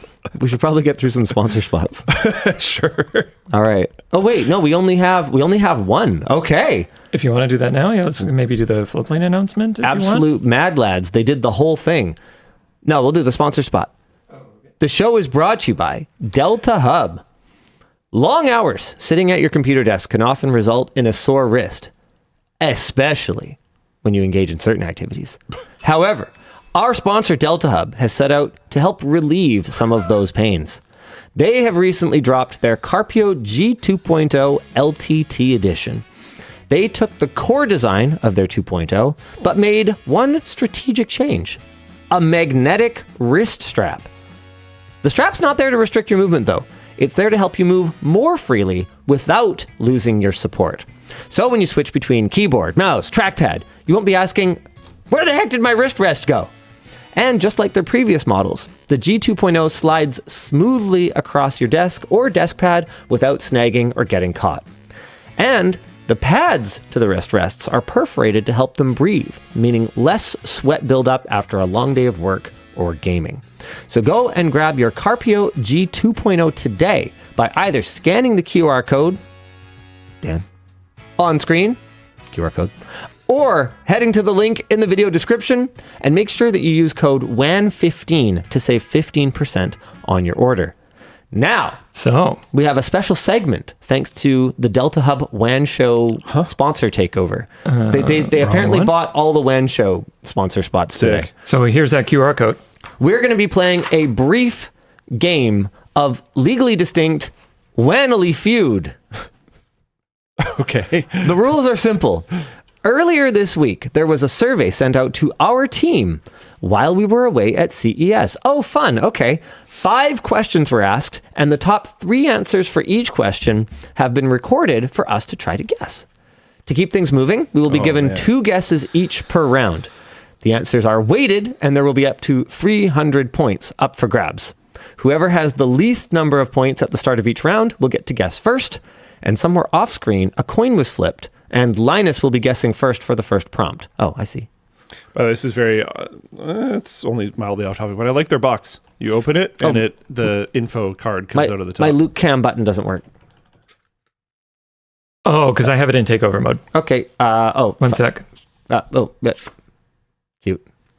I just think it's cool. Good chat. Neat. All right, Dan, hit me. 1 second. Sure thing. So prompt number 1. Name a piece of tech you couldn't live without. Linus, you're up first. Phone. Wait, this is... Luke, what is your guess? What is my guess? Or do I have to say that it's on the board or not? I have no idea. I've never watched Wanley Feud before. Sorry, what am I guessing? Name a piece of tech you couldn't live without. Yeah. I'm guessing who it is. You're guessing what everyone said. Survey. Yeah, phone. Well, you can't say the same thing. No, as you have me. to guess something else. Got But him. it's obviously phone. Well, there's lots of responses. It could be something else. Got him. Do we do the survey says first? Probably should have done that. Water filtration. The hell is wrong with you? He's just throwing. You can't throw. No, you have to have a real answer. That's so lame. You can't just look at chat. I didn't get that from chat. I Trust me. believe you. Okay, no, you no said you chat get- for either of us. You said you get 2 guesses? We get to what? I don't understand this game at all. What is happening? It's Family Feud. You just have to guess what most people said. And Okay. and the people who And I were can't responding say were the our obvious employees. for sure answer that you already Because said. I got to go first. But you'll get to go Insane. first if you're behind. And there's like 5 rounds. Okay, so I'll go first next time. Probably. I think that's it. Camera. Sure. Camera? Camera. Okay. And we have to say 2 each? Apparently that's what it says here. Okay. I'm going to go with PC. Or like computer. Computer. Okay. Yeah. Someone will have said 3D printer. Ooh, I like it. At least someone. I like it. There'll Okay. be All one. right. Give us the result for the first one. All right. Response number 3 was computer or laptop. So that's 10 points to Linus. Yes. Response number 2 was headphones or earbuds. Oh, Neither of you got that. And response number 1, Phone. phone. Yes. Of course. So that's Headphones. Linus leading with Interesting. 45 Headphones is a points. good one. Luke, nobody said water filtration. So Luke, you get first. They're all lying. Didn't he have two other guesses though? I thought we didn't count that stupid Yeah. water filtration one. It was good though. You all No, would he said it too have very earnestly. serious It was issues with way being too alive. earnest. You would all have very serious issues with being Drink alive it from the without floor. without Prompt water number filtration. 2. Name a sign that you've been sitting at your computer for too long. Luke, you're up first. Numb legs. Numb legs. Nobody Dry said that. eyes. Dry eyes. Yeah, I don't get this problem. Sore eyes. Someone asked me recently if I wanted eye drops, and I was like, for what? And Okay, Luke, you have another one. blink more. Luke, Yeah, skill issue. skill issue. Luke, guess number 2. Sun comes up. Sun comes up. Tired. Tired. All right. So, Sun comes up. Your answers are so revealing of yourself. You're supposed to guess for the other people. we surveyed LMG. Whatever. Number 3, survey says sore eyes. That's See, I don't get 15 that. points That doesn't to happen to me. Linus. Response number 2 is legs or butt going numb. Yeah. 20 nice. points to Luke. Yeah. And response number 1 was back or neck pain. Oh, okay. Definitely posture issue. What is wrong with my coworkers? All right. Prompt number 3. Name your favorite LTTStore item. Okay, hold Luke, on. you're Who up goes first. Okay, Luke goes first. Nice. Okay. Screwdriver. Screwdriver. Damn. Internal people. Ooh. Oh. That's tougher. Trying to remember all the bloody stuff we make. We make so much. I'm going to say scribe driver. Scribe driver for Linus. You'll get some on that, I feel like. Backpack. Backpack. Everyone got one at the Christmas party, so it has probably the most internal exposure. That's actually really smart gamesmanship. And guess number the last one, Linus. I'm going to go with water bottle. That's Water got some bottle. for sure. It's got to. It has to. Guess number 3 is cargo pants. Shoot. Yeah, makes sense. The cargo pants are sick. That makes sense. Number 2, backpack. Nice. 15 points to I'm Luke. getting wrecked. Number 1. Screwdriver? Do you know number 1? It's screwdriver. Yeah. Let's go. Hold on, I got to Okay. do some tabulation here. Coming out of nowhere. Oh, I should have gone backpack. You're right. Fudge. When I went, oh, it was like backpack might be one. I was still happy with screwdriver, but I was like, if he gets backpack, then he's getting number 2. For Luke sure. pulls ahead. Let's Prompt go. number 4. Water Linus, you're up filtration. first here. Fine, I got this. Name something you would use a magnet for. Linus, you're up first.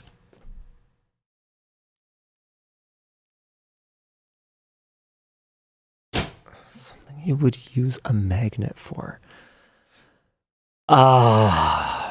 Sticking to my fridge. Okay. I don't know. That's pretty good. Picking up screws. Picking up screws. Linus, guess number 2.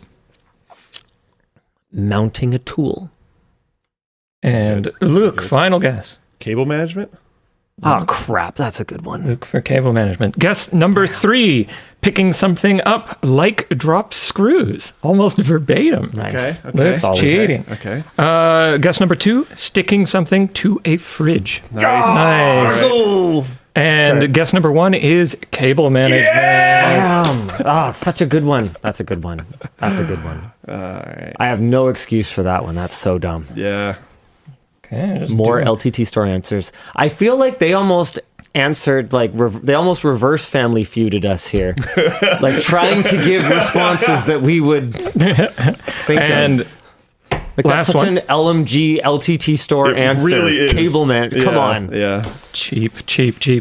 And lastly, name something you're likely to leave at the hotel while traveling. Linus, you're up first because you're in last place.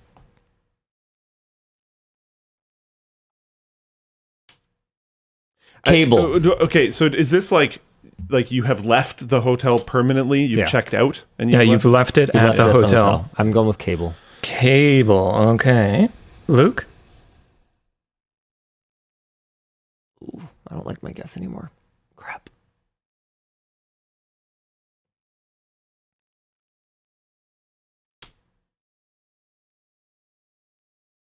Yeah, like charger. Linus. Sock. Oh, sock. And Are you a kick your socks off in bed kind of guy? Yeah, definitely. I used to be, and then I left a lot of socks in hotel rooms. And now I'm like, no, not that. And I'll just take them and I'll put them in my pile. I think Luke, I've been pretty good about last I'd make my one. last guess, so I'm going back to chat. it. Toothbrush. I don't. It's not very good, but toothbrush. Toothbrush. Okay, let's see here. All right. I feel like this one's gonna be quite. Number 3. Headphones or earbuds? They love headphones. Really? How do you manage to leave your headphones I would behind? definitely never leave my headphones. Why? Yeah, I would never leave my headphones. Number 2. Toothbrush. Oh, nice. 15 really? points to Luke. How do you people lose your toothbrushes? How do you lose your toothbrush? I don't That is think I've ever left a insane. toothbrush, but I was just trying to think of things. Like, Yeah. I just, oh, man. I've definitely left socks. That one was good. And number 1, charger for 25 points. GG. In With your this- defense, I wasn't even sure charger would count because it was so similar to cable. I was going to give Linus judgment on cable if nobody picked it. So that is 155 points to Luke, 85 points to Linus. Yikes. Get obliterated. I was worried there at the start. Dude, purified water. What is wrong with you? People just they didn't really think about it. They didn't really think about it. Technically technically technology, but like not sure in the way is. we're talking about it right now. What is wrong with like floor wheel. water? I couldn't live without the wheel. This guy. Massive shout out again to DeltaHub for sponsoring this fun little segment. That was pretty fun. Don't you dare do it again. I hate losing. just kidding. I mean, blame your employees for that one. No, I blame DeltaHub. I blame my sponsor. You blame the people with the cool I box. will never take your money again. All right. Why don't we jump into... They will if you go to the QR code on Yeah. screen now. Goodbye. They sure will. Steam Machine price leak. Yeah. I was kind of wondering if, because at some point in time on WAN Show, we said expected prices, didn't we?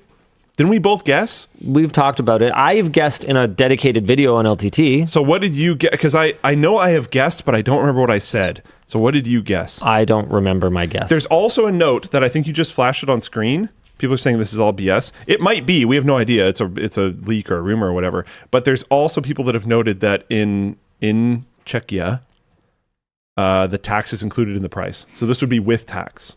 Okay. So my guess, and yeah, this could be total. This could be total nonsense. And it might just be BS. How did this comment get Oh yeah, it surprised me as well. top up voted on Reddit of all places? Yeah. You know what? That's fine. Okay. Anyway, the point is, my guess, according to the AI overview, imagine using AI to find your own information. It does sound right though. My guess was apparently $699. However, I did pull the totally. I'm expecting from 700, 800. Wait. Okay, yeah. Vice says I believe $699. Apparently, that's what I said. However, I did pull the totally BS move of saying, barring any major changes in the market, which was because DRAM was like looking like it was going to go parabolic. So you said $699 US. Yep. Which so it looks like their tax on electronics there, if I'm correct with the Googling, is 21%. Okay. So what's $699 times 21%? It's about another $130 or something like that. So $830. So I could be off by over $100 if it's just a straight conversion.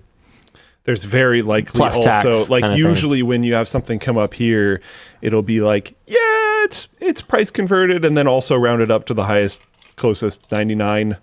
So there's also stuff going on like that.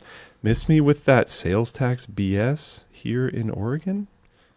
Yeah. Oh, right, because they don't have it. Neat, cool. But what we're talking about is why the listed price on this leak might actually be higher than you might expect, even if the leak is true, which is because the tax might be included in this price because they include tax in their price in this region. JChrist08 says people say the retailer adds 17% margin as well.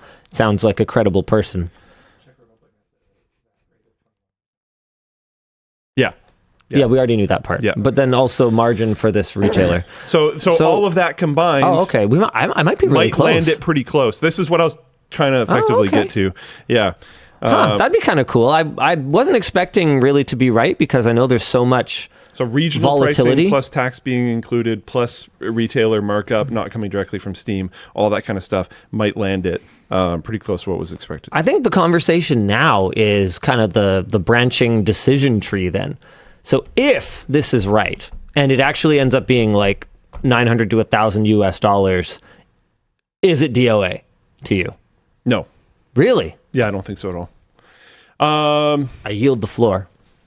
One thing is I'm wondering about competing devices that include a Windows license, if they will be priced competitively still after some of these vendors update their prices to reflect increasing DRAM prices, both in the honestly across the system, because a variety of different things use DRAM these days. GPUs are going up in price. Everything else is going up in price. So like, is this actually not that competitive? It might still be cheaper because of no Windows. It might still be cheaper because of a variety of different reasons. Pricing is going through the freaking roof right now. Correction for people who are about to tell him that nobody buys Windows. They definitely do. Especially when they're buying pre-builds, yes, which this effectively is. But then Windows also doesn't cost that much as a license on a pre-built machine. Yeah. Do you know how much it is? I don't remember. It's a lot less than retail, but it also significantly depends on your agreement with Microsoft. Like at NCIX, retail was like $100, $110, and our cost was like $90. Like it wasn't much lower, but we also weren't like a proper SI. And I think a big part of the reason that we couldn't get proper SI pricing was that they knew that we would just sell OEM copies to regular retail customers. For sure. And so they like couldn't trust us with it essentially. I'm trying to find, and that was true not just of NCIX, but the retail sort of PC hardware channel in general. You can't trust those guys to like abide by a licensing terms thing, which from a consumer standpoint is pretty, awesome and pro-consumer. It's just that from Microsoft's, hey, we'd like to get the money that we intended for this particular licensing terms agreement is not conducive to that. I'm trying to figure out how much it costs. Oh, here we go. While you're working on that, Amaker in Floatplane chat says, but do you think Valve saw the reaction to your price estimate not being ridiculously angry and just went with it? No, I don't. I don't think I have that kind of influence. Yeah. It's so funny that my job title has literally become, as the terms have changed, has become an influencer, and I legitimately do not have nearly as much influence as a lot of people seem to think I do. I think you said this last show as well. I think you're absorbing that term in the wrong direction, in my opinion. I think when most people say influencer, they don't mean of companies. They mean of the audience. True. No, that's 100% true. So they're not talking about your ability to influence Valve or NVIDIA. Well, a lot of people in the audience think it goes both ways, though. Right. It for sure does. I think there are a lot of people in the online media / influencer space who pretend that it does as well. I think there's definitely the ability to influence rage within a company at certain employees for doing certain things. So if something goes poorly, a high up that sees that thing go poorly might crush down on someone for it. But if that was literally what they were intending and you're like, I don't like it because price go up. Yeah, we're not having any kind of real impact on high level decisions. I mean, if online anger from influencers and fans or whatever could affect major decisions at large companies, like Disney's Star Wars leadership would not be what it is right now. Yeah. But yeah, I still think this has viability. There's also that another aspect of this that you've talked about fairly extensively at this point, which is the top 10% of earners buying 50% of things. The K-shaped economy. Does this really affect the top 10% of earners? No, but I also don't think that they were necessarily going to be after such a mainstream product in the first place. Level? I don't know. I think you can get a lot more PC for $1,000. Yeah, but I don't think being top 10%. I don't think being top 10% earner means you're savvy. Yeah, that's fair. I think it's like, oh, cool. Steam has more hardware. I really like the Steam Deck. I'd be cool with more Steam stuff. I'll just attach it to my I'll buy the Steam PC. Box thing that can play video games on my TV. That's awesome. So next week, we're going to be shooting me building my own Steam machine. Hold on. 10% is still a huge market. No, it's 10% of income earners are 50% of the purchasing market. Yeah. So the top 10% of earners are responsible now for 50% of U.S. spending. This is specifically in the U.S. Which, for a wide variety of reasons, is super bad. Is wild. Yeah. Like, absolutely mind-blowing. Like, you can literally target the top 10% and you can hit half of the spending in the entire U.S. market. And when you consider how much lower margin that other the products you're selling to that other 90% are, because they're going to be more entry level products, all the lucrative opportunities, I shouldn't say all, but many of the lucrative opportunities can be had by only targeting the very, very top earners in that market. No, so Balster says it's bad, but it's still 35 million people they can sell to? No. That's not what's going on. That's completely besides the point. The point is that when brands are targeting their product development and their marketing, they can just ignore 90% of Americans. And, those 90% can go, hey, please, we're drowning and we can't afford this. And brands can be like, don't care, because they can access 50% of the consumer spending, the far more lucrative, far more profitable spending, by only targeting the top % of earners. That's the point. Yeah, it's not. Yeah, when you're looking at amount of sales, it's 50% of sales are to 10% of people. Nicholas Cage says NVIDIA has entered the chat. Yeah, that's a prime example. That was exactly what gave me the epiphany about this. Was like, I was trying to put together how all gamers seemingly are so angry at NVIDIA, and yet NVIDIA's gaming revenue keeps going up. And I was like, everyone's mad. They keep selling more GPUs. Their market share keeps being over 90%. How do I reconcile these? Well, right, it's because those 90% are a very loud voice, but not a very powerful voice to people to whom the only language that matters is how much of my shit you're buying. And that was how I kind of finally put it together, and I went, oh, right. So these angry gamers, I mean, you might as well be someone who pirated the movie complaining that you didn't like the plot. Literally, you don't matter. You have no voice to a company whose only language is money. And that's just the case. Once an organization gets large enough, is everything boils down to a spreadsheet, to a finance document, right? You literally have no voice if you're not exchanging money with this company.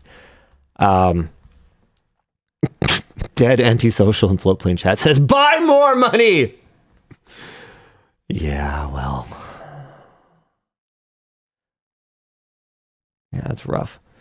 Yeah, so I still think it'll be interesting for that 10% of people, which means that if that is true, if it is interesting to those 10% of people, then it will probably be successful.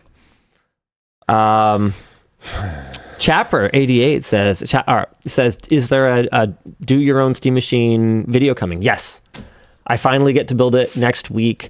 Nice. I've been out of town, so Justin and Jordan got to have some of the fun without me. But it's going to be in the original Steam Machine prototype case that Valve sent out, completely overhauled hardware. That's awesome. Like cutting edge AMD processor for both CPU and GPU, like super fast machine. It's still going to use all commodity hardware, so unlike the official Steam Machine 2026, whatever year they attach to it, it will be upgradable in the future. And we tried to make it match the OEM Steam Machine experience in every way, and we were not able to get there for reasons that we'll get into in way more detail in the video, but it's good enough. It's good enough for me, and I'm pretty excited about it. Yeah. Oh, Too Far Gone says it's time for the weekly Intel Arc check. I'm actually worried because all the rumors that I've seen have been GPU prices going up in January. Let's see. Has the Arc B580 gone up in price? Okay, that's not a good sign. Yeah, that's not good. Okay. You know what? No, $259 is within my margin of what I consider to be MSRP.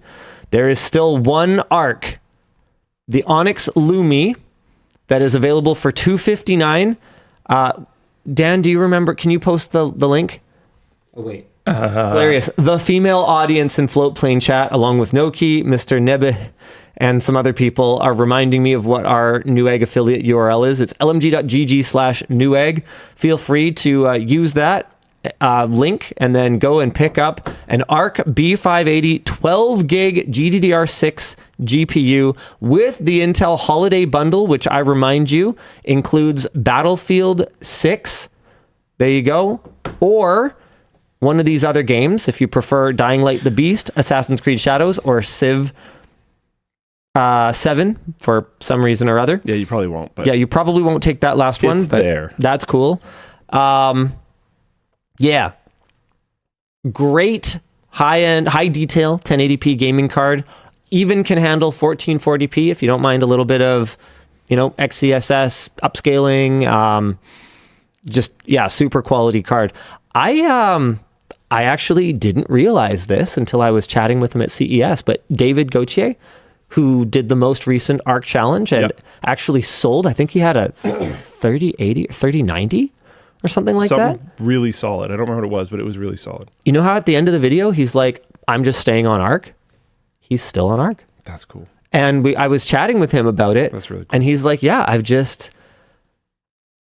I've just disengaged from, because we were talking about how I came across a comment on, I think it was on the AMD show coverage video, where I pulled a GPD Win 5 out of my backpack and was like, I've been playing Expedition 33 on this at 1080p, like epic details, no upscaling required.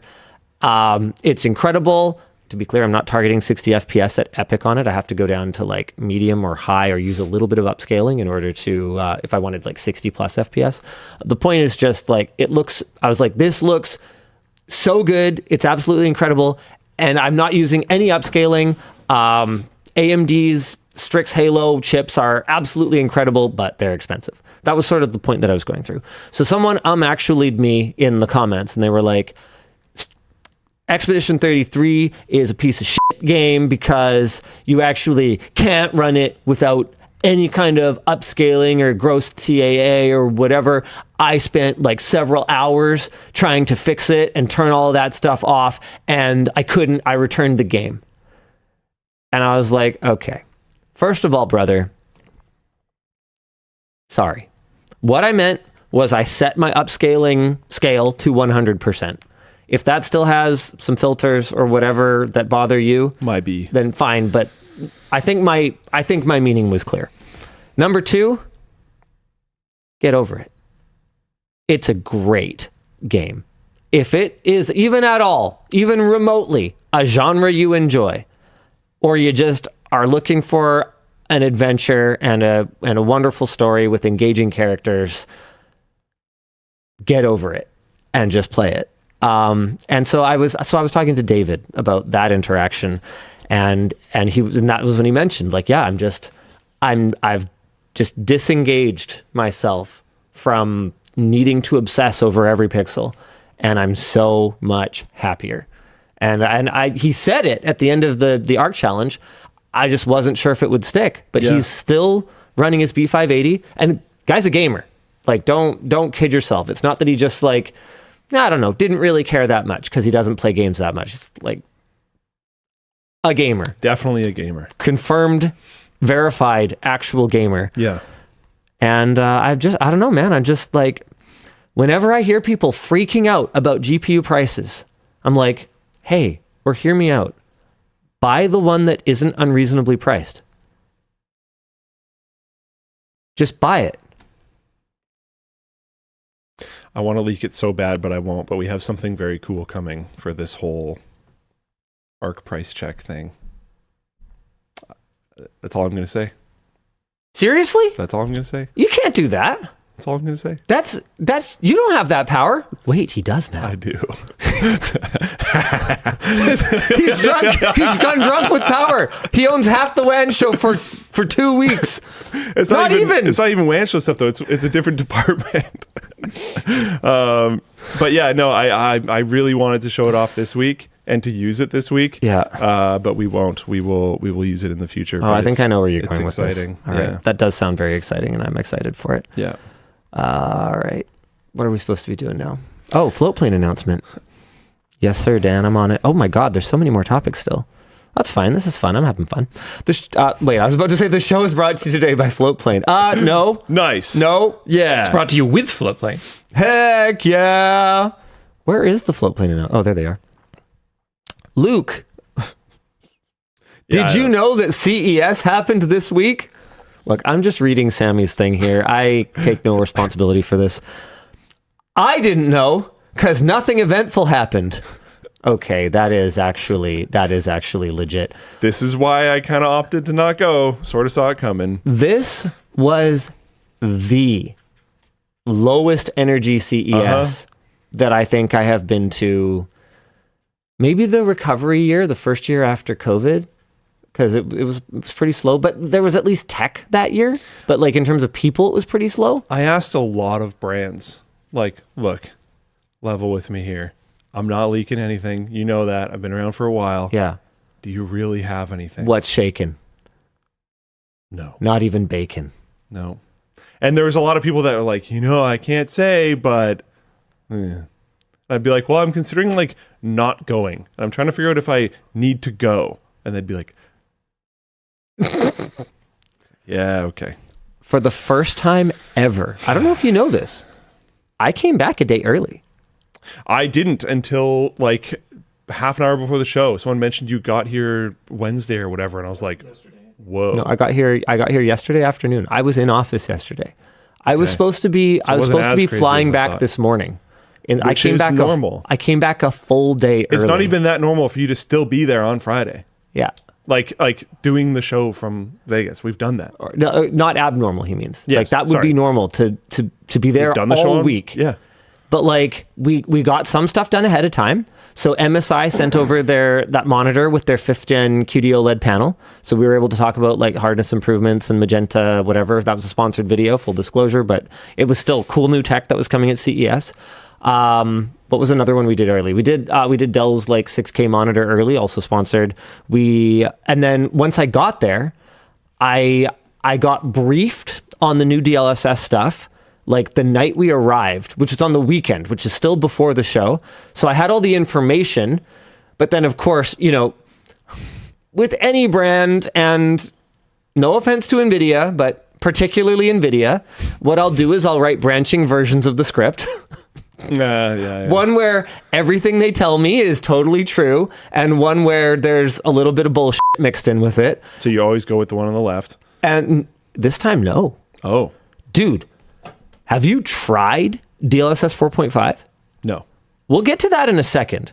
Okay. First, so I got briefed on that. I think I wrote and shot the AMD coverage because we had a pre-briefing on that. And then Intel, I was able to do on the very first day of the show because I had that sponsored thing for MSI's laptops. They wanted to show off their Prestige laptop and their Stealth, and both of them contain Panther Lake. And I was like, okay, listen, guys, here's what we can do. I can do a dedicated sponsored LTT on these two laptops, and you can have 300,000 views. Or, hear me out, Panther Lake is kind of a big deal. I really want to talk about Panther Lake. You can be the vehicle through which I talk about Panther Lake. That will get probably closer to 1 million views. And by the time I start talking about your laptop, probably half of those people will have tuned out. That is still more than you will get. That is still a W. If I make the video just about your laptop. And they were super understanding about that. And we're basically like, okay, go ahead. So I pretty much got my entire Panther Lake coverage, which I had all the slides from the way better presentation that was like the architectural dive rather than the keynote. I didn't even see the keynote. I heard it was trash. I've heard some very bad things. And I'm actually super glad that I ended up taking that approach rather than I didn't even go to the keynote. Keynotes are so dumb. Yeah. Because there was actually a spontaneous post on the subreddit, like the LTT subreddit, that was just like, hey, thanks Linus for providing like a really balanced take on Panther Lake. And I was like, I didn't even really feel like I had a particularly... Oh, it's because you didn't see the keynote. It's because I didn't watch the keynote. So I literally just looked at the Panther Lake like architectural brief, and I looked at the lineup, and I looked at what they're claiming in terms of like GPU and efficiency improvements, and I was like, and then I was able to game on it at the MSI booth, and I was like, yo, this thing's sick. What games do they have available? I didn't ask for more than just Cyberpunk because I've seen it on so many different platforms that you get a feel. You get a feel for it. And I was able to feel enough that I was like, I am justified in being enthusiastic about this. That was all I needed to know, right? It's show coverage. It's not a full review. At the event that we went to for Panther Lake a bit ago, they had a laptop there that you could game on, but they had one game. It was already loaded in. You couldn't open the settings. Oh, I was allowed to. You couldn't see the frame rate. And it was a unreleased game. Okay. So I gave feedback being just like, guys. You got to be slightly more useful than this. This meant actually nothing. Like, yeah. Please. And they seemed receptive, so that was cool. Anyway, so by like day 2, I think it was it Tuesday or Wednesday? It was whatever was the day of the robot fight. UFB 5 here. Hold on, let me find out. Where's that going up, by the way? We're gonna have a video, and then also I think they're gonna have their own things. Okay, so January 6th, So by Tuesday, because that was Sunday, Monday. You were like done? By Tuesday, I had nothing booked for Tuesday morning. Yeah. So that's where, finally, coming all the way around to Sammy and his float plane announcements, Sammy pings me. He's like, yo, do you want to just go hang out on the show floor? I really like doing these. So yeah, Sammy and I hung out on the show floor. We went through was this the North Hall or the Central Hall? I forget which one it was, but we did one of the halls together. And it was cool. We found some cool stuff. I found some cool contacts. I found a company that makes like a really cool competitor to conformal coding. Okay. That's like you can rework. Whoa. You can apply it without masking. Right? So we're gonna hopefully collaborate with these guys. I found a company that does like flight sims, but like professional ones. Oh. But also a cut down educational version that's still like pretty legit, but doesn't have the motion controls and stuff. And they're down to collab on like a $10 versus $100,000 flight sim. That's cool, thing. actually. That's so really I'm cool. super excited about that. That's awesome. It was great. I actually got to attend the show floor as like a networking event for a day. And then I had the bot fight thing, which was something. It was quite the experience. We've talked for a long time. I had a conversation with Emma about this morning. She was asking me about CES and like, why didn't I go? Yeah. And I gave this spiel of just like, I just knew there was nothing this year. Like it was in my bones. I knew there was nothing this year. I also tried to get suss out feelings from these different companies and no one was really giving me anything. And usually you can kind of see in the eyes of somebody when you ask them like, is there really going to be anything? And you can see the competitive spirit a little bit when they're like, I can't tell you, but you can just see it. They're like, oh, I've got something. Feel the energy. It's like when I guess Nobody pricing. had that. Yeah. Like you can tell if you're close, you know? Yeah. And I was just like, there just wasn't anything. And Salmo asks, did you get anything good for the Tonight Show? I did. There was like gimmicky stuff that I think is gonna sell really well for like a TV audience. Sure. And there's like wow factor stuff, but it's not an LTT video. It's not something you should buy, you know? So this was my next point. Necessarily. Some of it's pretty cool. This feels like an additional inflection point. Because we had the original, you and me working together, we walk into the little thing at NCX and there's a mountain of products and you just film, and then you're done. And then there was partway through, I don't necessarily know the exact year, but there was partway through when we started having discussions about like, we need to make the content now. We need to become the news, I think is what I used to say. Yeah, there isn't enough interesting automatic news. There isn't enough products coming out. Yeah. This feels like another dip in that. Where like your show floor walk where you're saying, oh, I networked and I found these interesting video ideas. Oh, we can make this video idea on this flight sim thing. That makes a ton of sense to me personally. We can't just wait for it to come to us. That's what we have to do now. Yep. Yeah, and that's where the tech house. That's where the tech house comes in. Emma brought up the tech house. Emma was like, the tech house makes a lot of sense now because you guys have to take an additional step forward to push even harder to make the news or whatever, however you want to define it. Yeah, we will. And it's not necessarily a doom and gloom time. It's just adapting with the times. And now we're in kind of a 2-year cadence almost. Where like, I bet you next CES will be decently interesting. I think so. I think Computex is actually going to be pretty sick too. Computex will probably be pretty good because next CES will be interesting. I guess I just kind of like casually dropped that, by the way. Yeah, we should talk about that. I don't know. It's up somewhere. Yeah, I know. I just don't know how it works. I'm like boomer trying to navigate this. I'm going to guests. I don't understand tickets, request tickets, something. Posted on Instagram. I mean, it's got to be, okay, shows. Come on. Okay, The Tonight Show with Jimmy Fallon. Okay, come on. Here we go. I think I got it. Here we go. I just need to bit it. Hey! I might meet Jason Momoa. That'd be pretty cool. That's pretty sweet. Okay, this is going to be embarrassing. I have to look up this guy. Oh, I think he's SNL. Comedian, writer, known for his work on Saturday Night Live. Okay, that's cool.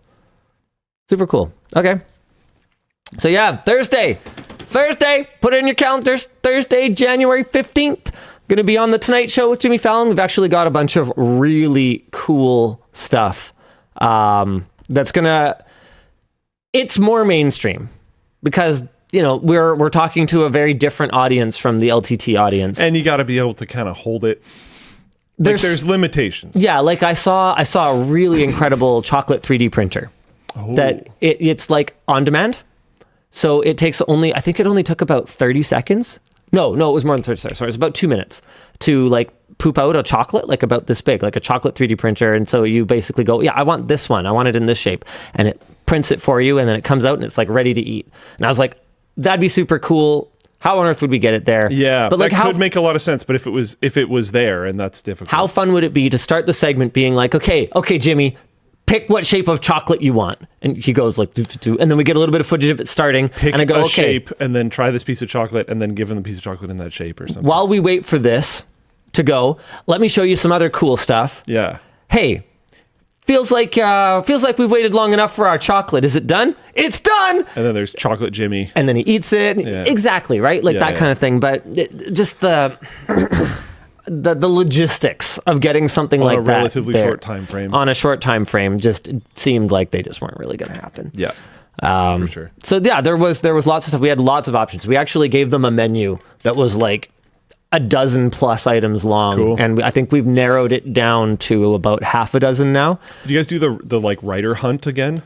We actually had or procurement hunt. Yeah, who was it who was on that? We had someone who was basically dedicated for a couple of days to finding things for the Tonight Show. That makes sense. Which makes no financial sense because not because they didn't try. But I wasn't compensated in any way for the last appearance, and I doubt that I am this time because I'm Canadian, and so it's like harder for them to pay me, or harder for me to accept the funds for some like tax or production reasons. I don't remember. It wasn't their fault, but it's like it doesn't make any like money sense, but it's fun. Yeah, it's just fun. I think it's neat. It's like someone made an offhand comment to me about that UFB robot fight thing. They were like, "Oh, I assumed they just threw like a big bucket of money at you," and I was like, "No." It just sounds fun. If they did, I would have disclosed it, so you would have known. But also, I was just like, I don't know, fuck it, I'm gonna do a robot fight. Come on. I keep telling people. Why wouldn't you? Dude, I feel like I'm so easy to figure out. Like I'm telling people. I'm in my zero fucks given phase in my career. So when I decide to just like realistically spend a lot of money to go and like, I don't know, be on TV and meet Jason Momoa because that sounds pretty cool. And also Fallon's super cool too, by the way, from the limited interactions I've had with him. We're not like BFFs. Or if I want to like be in a robot fight, I don't know, man. I'm just going to do it. I don't care anymore. Yeah, sweet. I don't care anymore. I'm just going to go for it. Do you want to leave CES early because it's just kind of boring? Yeah, then I might just do that too. Yeah, whatever. Let me check the Jimmy Fallon leads chats. There is a point in time where that would not have been an option. Shout out Jake Bellavance for all the cool stuff that he posted. I think Sean Caldera might have been our guy. Or was it Nolan? I can't remember who was assigned to that. It might have been Nolan. But yeah, we put in the work. We put in the work. Oh, right. What was I supposed to be talking about? Oh, yeah. Okay. Other exclusives over at lmg.gg/floatplane. We have LMG's favorite tech of the year featuring the one and only Mr. Riley Murdoch. But that's all you get to see if you don't want to subscribe over on Floatplane. Our discussion question is, what was Linus, Luke, and Dan's tech of the year? What was your tech of the year? I would love to stay Big Screen Beyond 2 if I've tried it yet. You still haven't tried it? I have not. You haven't tried it? No. I need to know if I'm going to get one or not. It's all hinging on you. I told you could borrow it. Yeah, I forgot. Yeah, you should have just borrowed it. Also, I can't do that. It's your unboxing experience. I already unboxed it. It can't come used. I can. You paid for it. I unboxed it. I put it on my face. I just never turned it on. Did you get a little can for it? No, I didn't. You know what the worst part is? I was at Those are cool though. I was at Pimax's booth. Their new ones might be a better Beyond than the Beyond. There's trade-offs. They don't have the custom fit gasket. Are they like huge, nope. like the Pimax? Or No. Place? Okay. They have a new one. Actually, is that video up yet? There's a short circuit. Whoops. I'm not that worried about it. I'm happy that the space seems to be moving right now. It doesn't. I love that they're pushing it forward. Yeah. I purchased something that I was really excited about, and that's okay. I'm not like if the Steam frame is really cool, great. If the new Pimax is really cool, great. That's not a problem. I think it's great. I don't want that space to die. And competition is good. And I'm not going to be frustrated about my purchase because something happened to me that delayed my ability to use it. Like so are you just trying to show off how much more mature you are than the average consumer right now? Like I'm trying to figure out your motivation for giving this spiel. I think it's just like I don't love that. Like, see, I'm just above that. Oh my god! I just I don't love that. Big Screen Beyond has been put in this like position of like, does everyone regret their purchases now that there's competitors? And it's like, whatever, dude. They made a cool thing. Like the Pimax one is not as light. Is it the Crystal Light? Is that what we're looking at? No, it's the Dream or Air or something. Dream Air SE maybe? Yeah, there it is. That's the one. Okay, so here it is. Yeah, it's pretty small. So it doesn't have the custom gasket. It's not as light, but they do have a number of options for the... wait, is this the SE? Hold on. Yeah. That is not the resolution that they told me. Okay, check the Dream Air, not SE. Okay, because they told me a different resolution. Was I on the SE? It might just look really similar. 3840 by 3552 for the non-SE. Okay, good. Then the non-SE is the one that I was covering at the show. Okay, so should we check that one out? The FOV seems way higher than the... I mean, they've always been FOV heavy, haven't they? That's kind of their deal. It's been like their thing, yeah. So these are 4K per eye, up to 90 hertz. Do they come in clear though? Clear? Like the Big Screen Beyond comes in clear. Yeah, well. Dude, it's so sick. It is so cool. So cool. Like that has a value. Yeah, it actually does. Oh yeah. I think their cable management is a little better. They did a cool cable that splits the display port and the other data, and it actually plugs in on both sides, so it doesn't.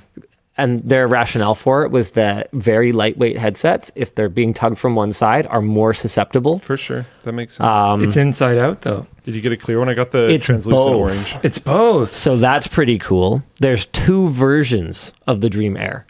One that uses Lighthouse tracking and one that uses SLAM, which is pretty cool. They can't be, unlike Pimax's other ones that have like swappable modules and stuff. It's not modular. You can't just turn one of them into the other one. But it looks pretty good. It looks pretty darn good. Very impressive.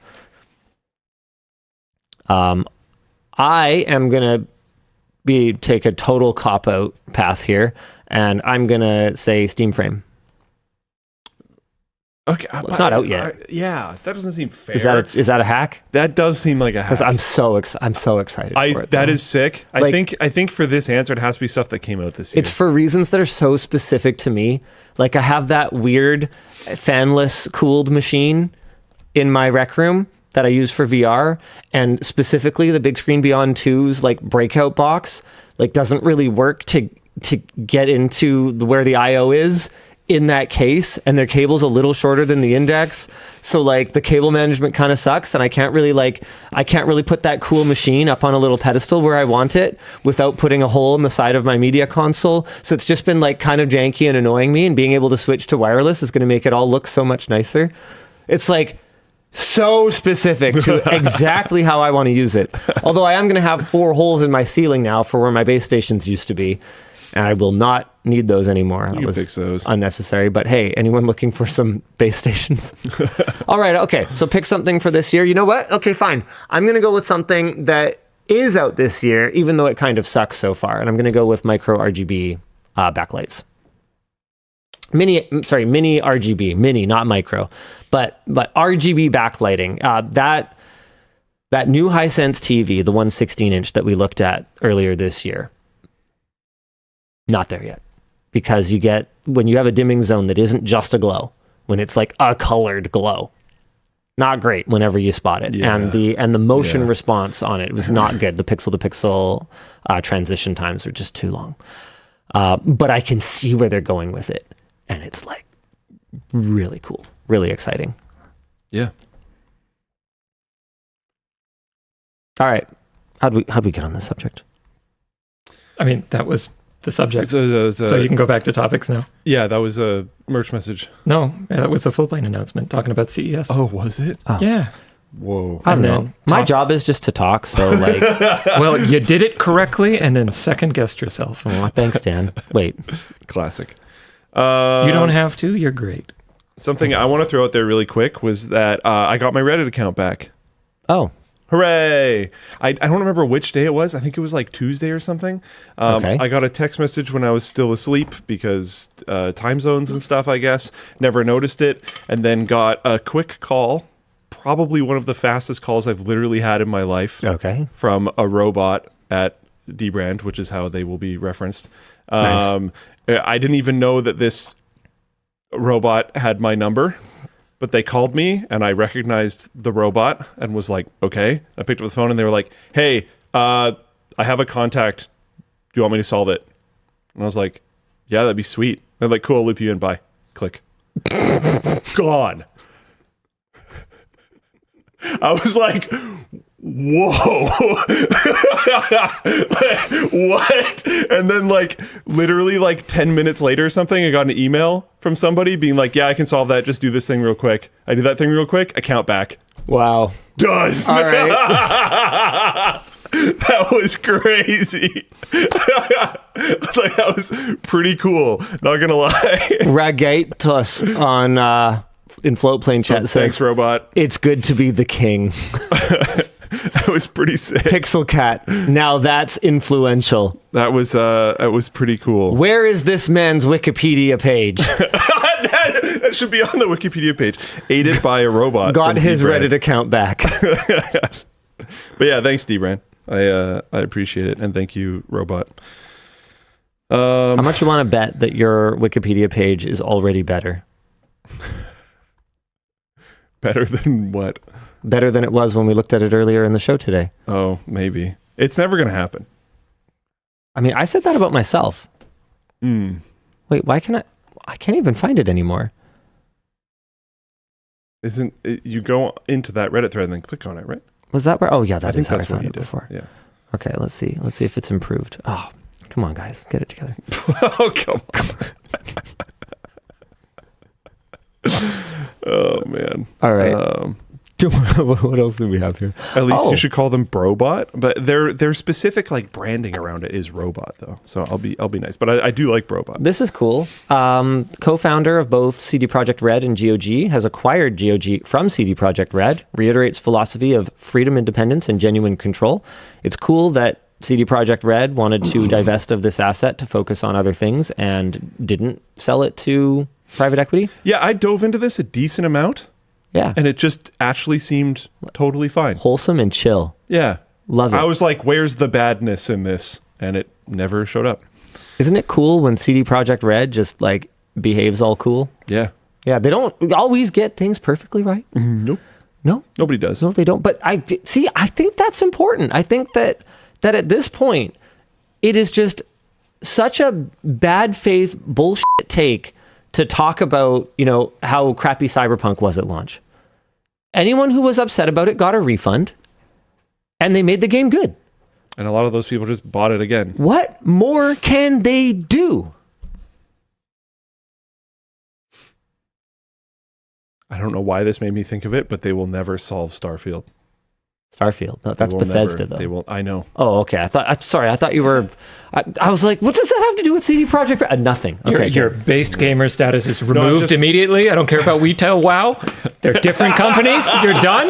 Wait, you're a Starfield fan? No. Oh, No. okay. That he thought that. Never. Mind. It's just I'm thinking like of the great comebacks. It's like they were. It's fairly similar time, right? It was Cyberpunk and No Man's Sky, and I know a lot of people have looked at Starfield and been doing the meme of like poking it with a stick and being like, "Hey, do the thing."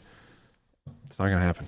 Okay, so Binky Draws says the most they can do is not let that situation happen again. No. People, they were human and they made a mistake. And they're going to still be human. And they will still make mistakes. Ideally, it's not the same mistake. But they might be different humans. But it might be different humans. That's the thing. Actually, not might. It will be different We're humans. talking about a corporate entity. It's not all the same people. I can more or less guarantee that people have been hired, people have been fired, and people have quit in that period of time. Of course. I mean, it's a Therefore, gaming it will be studio, different so people. just layoffs. Have they done that? No, I don't think so. I don't know if, think I don't know if CDPR has done that. Infinite money. This isn't Microsoft, Dan. Oh, I'm so sorry. What are you talking You could just say any other company ever. Yeah, pretty much. I think that's something that in our fandom and in our passion sometimes even we get I don't know, we get just sort of emotional about sometimes, and we go, well like doing better should mean being perfect going forward, and that's not going to happen. That's never going to happen for me. I promise you that. It's never going to happen for Linus Media Group or Creator Warehouse. We had a thing show up on the subreddit earlier this week where someone ordered, I think it was an extra large hoodie, and they got a small. And then they contacted customer service, and we offered to send a replacement, and they got a small again. And they contacted customer service for a third time and asked for a new hoodie, and we sent them a small a third time. That sucks. That's so rough. Nobody would do that on purpose. We need to like hand deliver them the right size or something. That's brutal. There's no malice, you know? But sometimes communication errors happen. Sometimes somebody didn't get their coffee when they pick an order, and it was the same person who skipped their coffee like a week later. And sometimes an entire batch gets mislabeled, and I legitimately don't know what happened with that yet. We will find out. Fortunately, it was a U.S. customer within the U.S., and so like we can get it back to the D.C. maybe and find out if it was a mislabeling on the packaging or a mispick. Like, things happen. I mean, it's not good. Obviously, it would be better if everyone just, bought a game that was perfect out of the box, or bought a product and got the right thing in the mail on at the third time at least. But like, I think what's more important is that you move forward in good faith. You try to fix things, and I think that's my cornerstone these days. That's the thing that I'm kind of clinging to, is the concept of good faith engagement.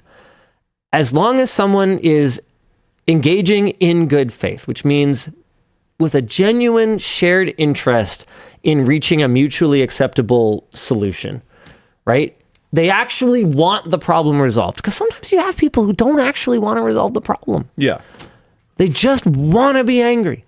They just wants to watch the world burn, Master Wayne. How's triple small shirt guy doing? They basically, I haven't checked back in, but what they said was, at this point, I think I just want a refund, which we'll be happy. Totally fair. Totally fair. We'd rather get you your shirt, but if we can't, then we'll settle for just a refund. We should right? fix it by sending them the correct size and also a small in the same box. Stop.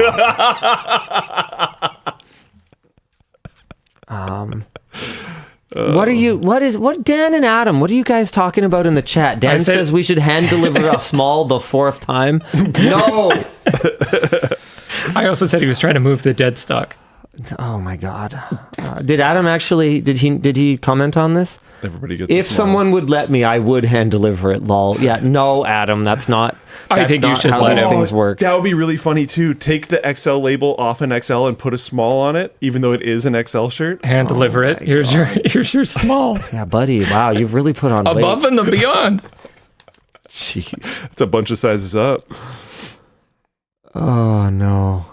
You know who'd end up being two smalls if you try to send the correct size and a small? That's funny. No. All right. What else we got here? CES of wacky stuff. Oh, yeah, we could do At that. CES 2026, they put AI in all sorts of wacky stuff. Okay, and so we're supposed to rate out of 5 Okay. how appropriate we think the AI is. Okay. Why don't we start with the AI barista from Bosch? Okay. Bosch debuts Alexa Plus for coffee. Are you laughing, Dan? This is serious. This is serious coffee shit here, Dan Besser. Is it just like... I mean, coffee does that to you, but yeah. Bosch's new... Jesus.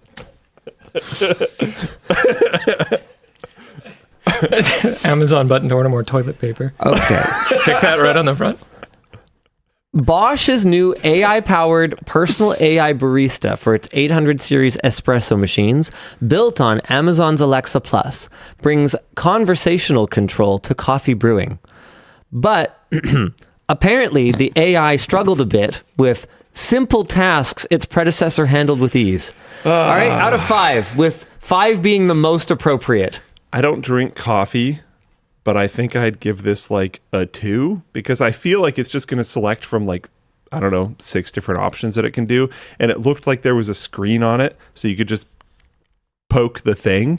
And I feel like people have this whole thing of like, don't talk to me before I've had my coffee. And now they made a, no, it's a 1. People have a thing that says, don't talk to me before I've had my coffee. And now they're making you talk to your coffee machine. I think it's a 1. I'm giving it a 1. A 1. Yep.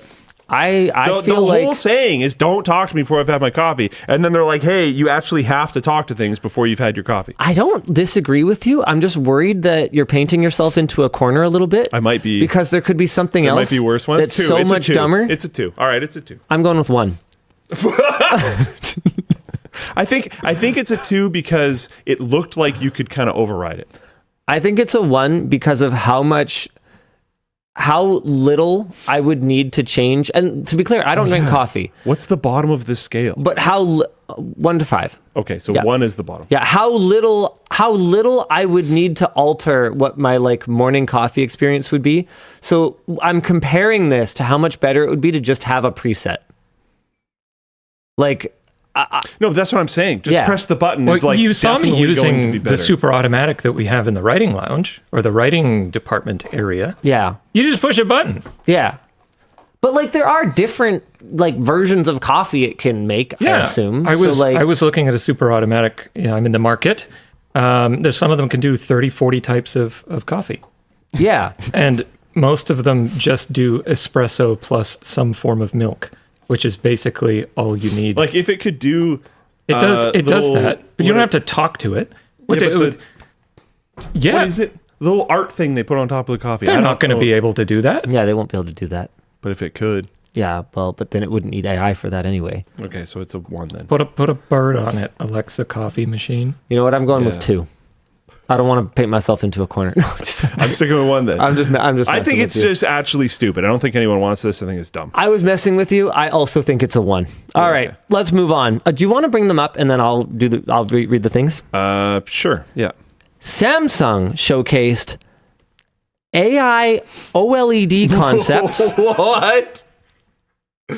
Why? like a cassette player and a turntable, where the cassette uses AI to provide interactive display features and music recommendations, and the turntable integrates AI-driven visuals on its circular OLED display. This one. 1. I'm going to go with 2. 1.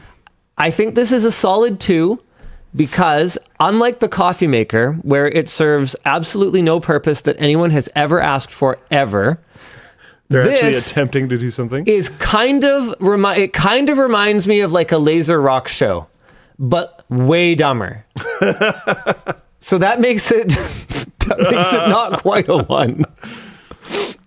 All right, do you want to bring up the next one? Yeah, sure. I'm trying to figure out what this thing even is, but The Govee Life Smart Nugget Ice Maker. that's a big ad. That is a very That is a very, hey, English isn't my first language word to use to describe anything to do with food. Nobody wants, other than chicken nuggets, nobody wants a nugget of anything anywhere near any food. So the Smart Nugget Ice Maker Pro, introduced at CES 2026, uses AI Noise Guard, trained to detect freeze-ups and automatically defrost so the machine runs more quietly and efficiently. Oh my God. I think this is a 4 for me. Imagine how much more ice cream McDonald's would have sold if they had an AI to detect when their ice cream machine isn't working. Imagine it. Now imagine that probably that wouldn't work anyway because that wasn't really the issue. The thing for me is like, if this is just modern branding stuff and it's really just, there's a little bit of machine learning in there. All right. It might be cool. I think if they're like trying to slap LLMs in this thing, it's stupid. But I think it might actually just be, okay, we need the stupid trendy words, but there's actually just like a little bit of machine learning in here, which is like pretty all right. But if you want me to talk to my freaking ice maker, no, I don't think there's which any I of that. don't think they're doing. Yeah. So like I think this might actually just be a branding thing, because like their actual name for it is the Govee Life Smart Nugget Ice Maker Pro. They didn't throw AI in the name. They did put smart in there. Although Yeah. admittedly that's more IoT era. I'll take smart You'll right take now smart. over AI. I didn't like smart when it was around. It's like Windows 8.1. It's amazing how good the Phantom Menace looks Yeah. in retrospect. Yeah, now that the new things exist, Jar Jar Binks, you know what? Not that bad. maybe he was okay. All right, next up.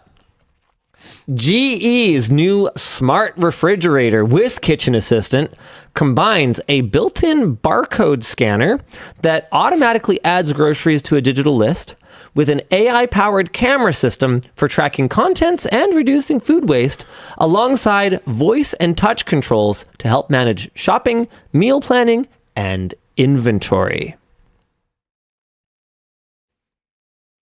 What do you got? I wouldn't buy one because of data tracking and data invasion, all that kind of stuff.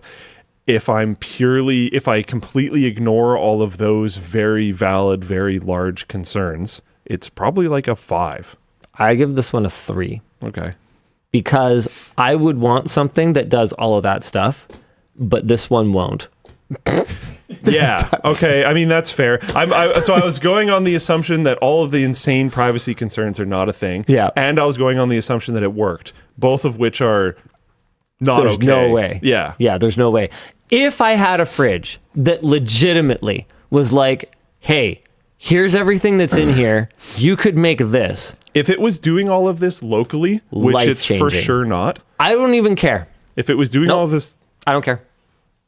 why? You could just list those things out. Give it to Grok. If it wants to make porn of my celery stalks, then let it do it. No, that's not the problem. If I never had to That's think, not the problem. I don't care. I still don't Okay, care. there's like big problems with this. They can detect illnesses and sell that data, and like there's lots of issues.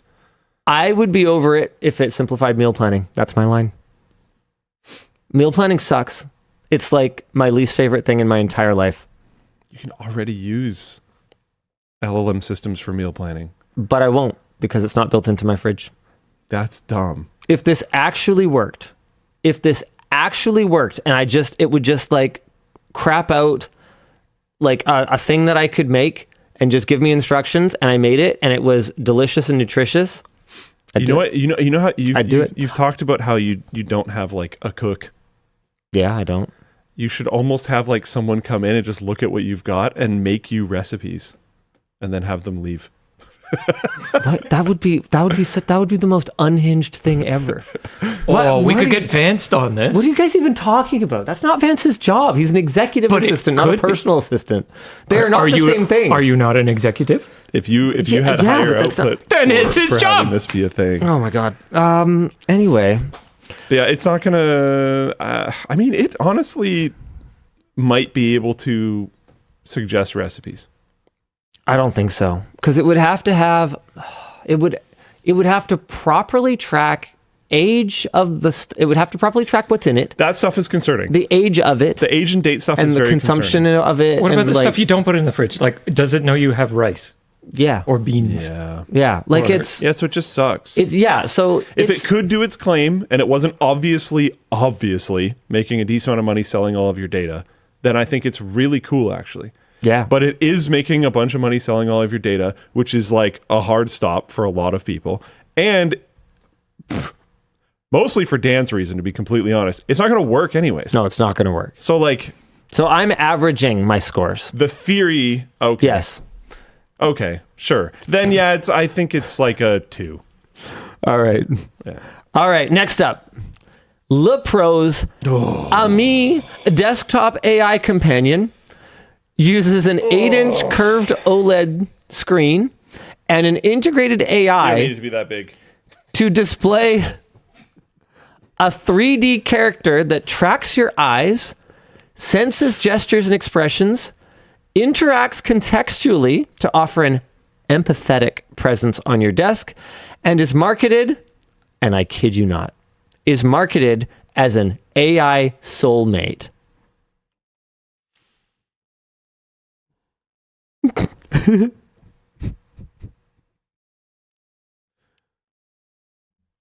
I've got my score ready. Can we like break the scale? I don't know. It makes me so sad, man. It's so dark. It's so dark for humanity. It has to be a 1. My God. I'm a 2. And the reason I am averaging the usefulness of AI in this product, which is that's the exercise. And I think that Yeah, did it need to be like an interactive desk soulmate probably would need some kind of LLM integration to be even remotely interactive, with the -4 of how much I feel this product should exist and anyone should use it. I ended up at a 2.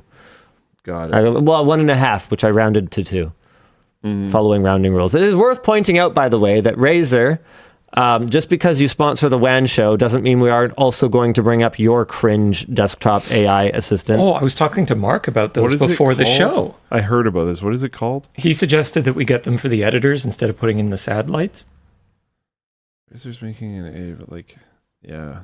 Razer, can you send 15 of them? People will buy that. The marketing is slightly less cringe, but the fact that it's a mean, it's an anime waifu girl. is slightly more cringe. Yeah. So, and apparently, one thing that's cool is you will apparently be able to use whichever LLM you want. A thing that's a little less cool is right now the one that it works with is Grok, which has had some problems lately, to put it mildly. It might not be problematic for the people that are buying this.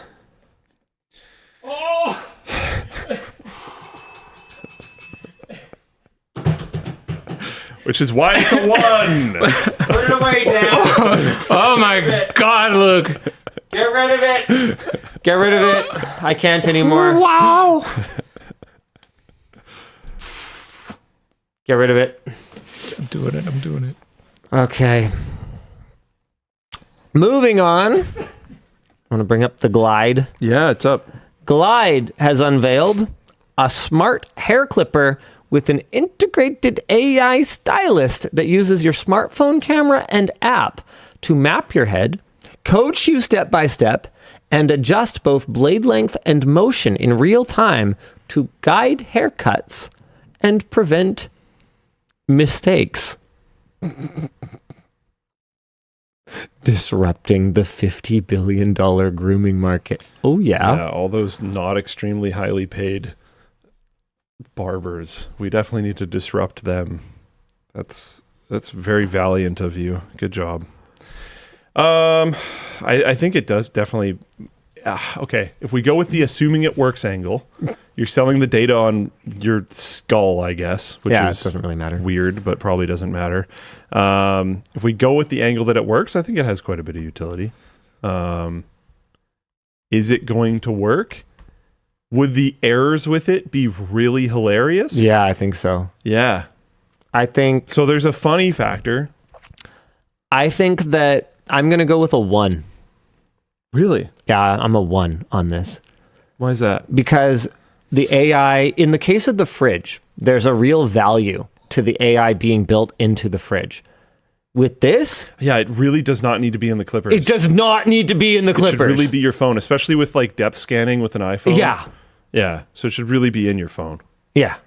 Yeah. The clipper's like actually too close to interact with in any meaningful way to provide any kind of Yeah, if instruction. it was just like you buy the app and you put a phone mount on your mirror and you put your phone there and then it like guides you, that would probably be fine. Adam from CW says in Floatplane chat, I would like to ban Silicon Valley bros from saying the word disrupt. Yeah. It like kind of was fine. And then now when they're going after like, industries like that, it's like, I don't know, leave it alone. All right. Next up, multiple AI smart toilets. Samsung's, these are devices that use cameras, optical and acoustics. Does this mean acoustic sensors? there will be pictures of my, what it was that? It's a, Hold on. I'm thinking since Hold on. Let me get there. Okay. These devices will use cameras, optical/acoustic sensors. acoustic sensors. I was waiting for him to hear that. They want to hear my farts, dude. I want a database of my farts now. And machine learning to analyze urine and stool samples, or stool patterns, detect health-related changes, and provide insights or alerts via companion apps. They should have the poop Olympics. You know how divers have that whole thing about how they're supposed to make a very small splash? They should make Why would I need that? a 5. It's a 5. It's a 5 for 5, sure. definitely. Just for the chance that we could have the poop Olympics. It is totally worth it. Sell pictures of your butt. Not even sell it. Give pictures of your butt away to toilet companies. We need the This poop needs Olympics. to be like social media. There needs to be like leaderboards. Yeah, fart book from Letterkenny. Yeah, This exactly. This one is more complicated for me than the fridge. Because with the fridge, I don't think that, for me personally, I don't think there's much that you would glean from my eating habits that would tell you much about my predispositions. I think that the capacity to use... it totally would, by the way. It would tell us some stuff. It would talk about when you're in various emotional states and blah, blah, blah, blah, blah. And then they would target you with advertising. Like, it's super a thing. For most people, maybe. But I make fun of you a lot for eating nothing but, like, chicken breast. I am a very predictable eater as well. You will learn basically nothing. If you're having a rough day, would you have extra cereal? No. I'm serious. I'm actually serious right now. I've seen you binge on some pickles. Sure, but like then I will go a year without eating a single pickle, which has nothing to do with my emotional state. Like I promise you, and I know that everyone would say this.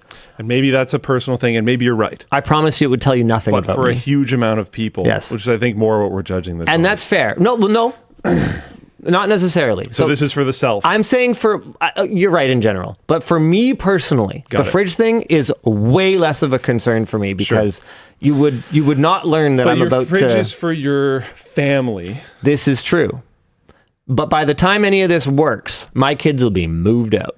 No. Oh. What if they're having cranberry juice? What if one of your daughters is having cranberry juice? Well, by the time my daughter is drinking from my fridge, or by the time these AI fridges work, my daughter's going to be drinking cranberry juice out of her own fridge. There's no way it's happening in the next 5 to 10 years. No shot. Either way, my point is... I think that's bold. You think so? I think that's bold. You think it'll work in the next few years? For literally just that scenario that I described of person of certain gender consuming certain thing, Think so? lining that up with certain types of advertising. I just don't think I they're wouldn't going to be be that surprised good. if that's like soon. You think so? You Dear think God, it'll actually cranberry work? Juice, it's a specific reference. Yeah, it's like to indicate that you have a urinary tract infection, probably. Unless you normally happen to drink cranberry juice. Yeah. And for men too, by the way. Cranberry juice. It's Cranberry good for juice is also UTIs. just good, Yeah, but like it's also associated with certain things. but also it's good for UTIs. Okay, you're making me come around on it a little bit. However, I do stand behind that the poop is going to have information about your diet and also the functioning of your body. The poop one is very egregious. Yeah, we've talked about this on WAN before. That the fridge will not. Totally. The fridge bothers me still a lot less. Yeah. So this one, however, this one still ends up being a 3 for me because the necessity of it actually being included in the toilet for it to function, to me, is very high. However, how much I want it in my life is a 1. Because this one I'm like deeply concerned that if you take like one poop that has blood in it or something, and you're somewhere where there's poor legislation governing this, and your insurance company can, like, before you even know there's a problem, like, cut you off. If it can tell you are super sick and you open the Uber app, nice. It's gonna charge you more for a car. Yep. Ugh. All right. What else we got? Yes. Last one, and then we're over this, okay? Samsung has a whole lineup of AI kitchen appliances, including a fridge and a wine cellar. So for the Vinophiles, which apparently the more correct term is actually Oenophiles, whatever, it doesn't matter. The point is, Samsung has got the bespoke AI wine cellar, which uses AI vision with built-in cameras to recognize wine labels, track each bottle's location, and update a SmartThings AI wine manager. The notes say, sheesh, I just wanted to get a little drunk. I actually think this one, assumption that it works Seems is like a 5 or a 4. If it doesn't work now, this one will work a lot faster than the like general fridge one we've been talking about. Yeah. Because it's like way more specified. And yeah, if it knows its own layout and everything you're putting into it is a particular shape, this seems like it could pretty much be like Amazon just walk out, like Go Store technology, but like way, way, way easier. Speaking of which, there is a further correction to our correction on the Amazon Go Store. Oh, yes. Yeah. Last week. I feel dumb. I should have noticed this. Yeah, just walk out is totally still a thing. They're just deploying it differently. So when I said canceled, I just meant that like particular implementation of it. Oh, I meant the other thing. Oh, which other thing? Are we done this? Yeah, we might as well transition into that. We're done that. The viral Reddit post about food delivery apps was just AI slop. Yeah, I'm annoyed with myself. I should have noticed this. Yep. We talked about I usually pride myself on noticing these things decently well, and this was I'm upset with myself. We talked about a viral Reddit post last week on WAN Show. The post claimed to be from a developer for a major food delivery app, claiming that priority fees and driver benefit fees go 100% to the company. The driver is seeing none of it. Turns out, even though this post got almost 90,000 updates, 4.8 thousand comments, and even 1,000 pieces of Reddit gold, it was AI generated. When a reporter had reached out for further comment to find out more information, the original Reddit poster sent back more information, including their photo ID and documents, but those were AI generated. When questioned about it, the Reddit user blocked and eventually deleted their accounts they used for the Reddit user blocked that person and then eventually deleted their own accounts that they used for communication. Rough. There was a lot of signs that this was kind of BS. I think it had nuggets of truth that I wanted to be true, so I fell for it, which is exactly how this whole thing 100%. works. So, yeah, I feel dumb too. Constant vigilance. I slipped up. Need to be more on top of it because this is just the world we're going to live in now. And we're going to slip up again, and we're going to do our best to put better safeguards in place so that we don't. We will correct when we can, and we're just gonna have to power through it, boys, because that's all we got. Yep. We just got each other and powering through it. Yep. Ugh. But yeah. Oh, speaking of having each other, want to hang out in person? Oh. The first whale LAN of 2026 will be on February 21st. Ticket sales start on Monday, January 12th at noon Pacific at whalelan.com. Dude, the wizard whale looks so cool. Is this the first time? Yes. That's awesome. That's the theme. The last one was astronaut whale, and now we have wizard whale. Yeah, that's sweet. All BYOC tickets will include full access to the event, along with a lanyard, enamel pin, and a keychain unique to this event. And we now have 2 tiers of BYOC tickets with slightly different desk sizes. A 3 foot by 30 inches desk space, or a 4 foot by 30 inches desk space. These tickets will be available for $95 and $1,000 respectively. Just kidding, it's $100. So it's an extra $5 for a little bit more space. For those who are looking to level up the experience, we are offering a limited number of Whale VIP tickets for 5,000 Canadian dollars. VIPs will receive a high-powered custom-built gaming PC, an all-over print hoodie, a Prismagic transparent screwdriver, and a studio/labs tour. All you got to do to learn more is head to whaleland.com. We recommend creating your account ahead of time so that you are ready the moment that ticket sales start. That's a good tip. Yeah. Cool that it shows the future dates too. It does? Yeah, it does. Oh, do we have all the dates set for this year? We do. I showed it on screen. I actually didn't know that we'd finalized those. Let me go all. There's an upcoming lands button, and it shows these. All right. Need to key in. All the way through 2026. Okay. Oh, it says they're tentative. Okay, good. Oh, I didn't read that line. Cool. Well, I'm glad someone did. Cool. There's a no notes. Discord is confidently filed for an initial public offering or IPO. Confidentially. What did I say? Confidently? Nice.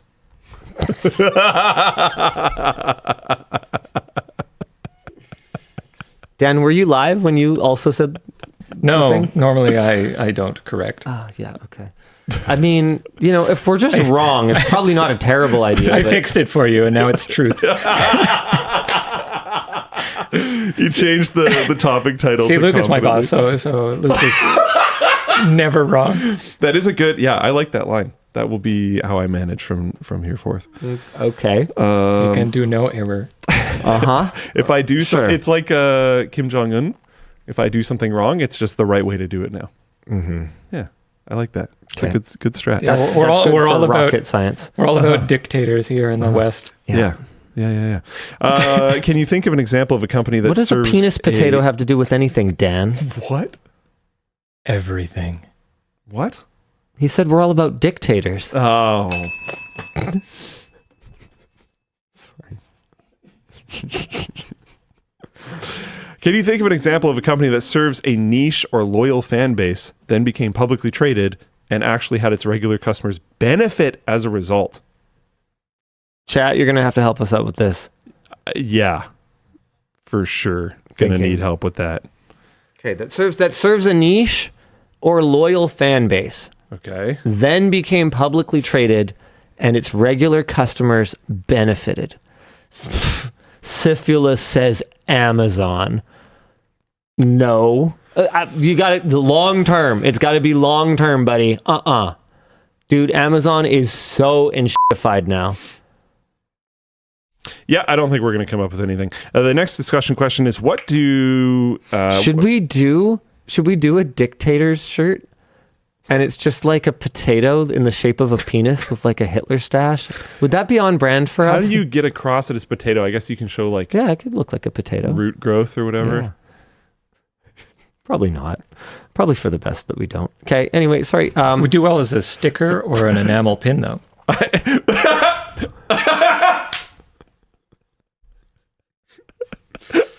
Look at Noki in Play Chat. Stop him.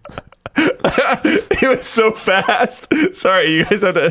Noki's just like, I, ... and then, chat, help!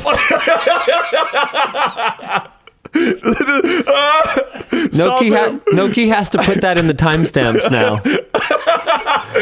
Noki has to type penis potato. Penis potato conversation. We have to have it. There's no way to avoid it because that's what we're talking about, Noki. That is true. Would it be flaccid? Look, the answer It would is probably look better if it the was. answer is Boiled? the answer is that I don't. I don't have to do it. I choose to do it to you.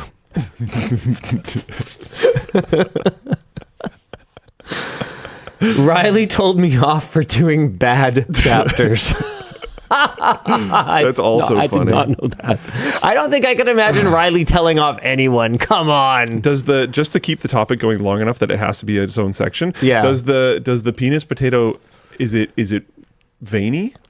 Oh, Because you do get some potatoes that'll have like a bit of a thing going on. yeah. I could see Peeled that. or not peeled? Well, Not peeled, I think. not peeled for sure. So like European potatoes. But like, should it have like a hole in the end, or like, could it have a couple turnips at the bottom? There's potato eyes. Oh, interesting. So it's like a cornucopia that makes a majestic yeah. potato schlong.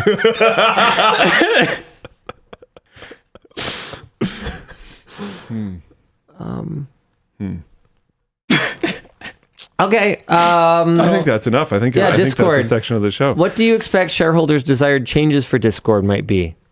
More money. Or just more users. Get some of that internet money. Yeah.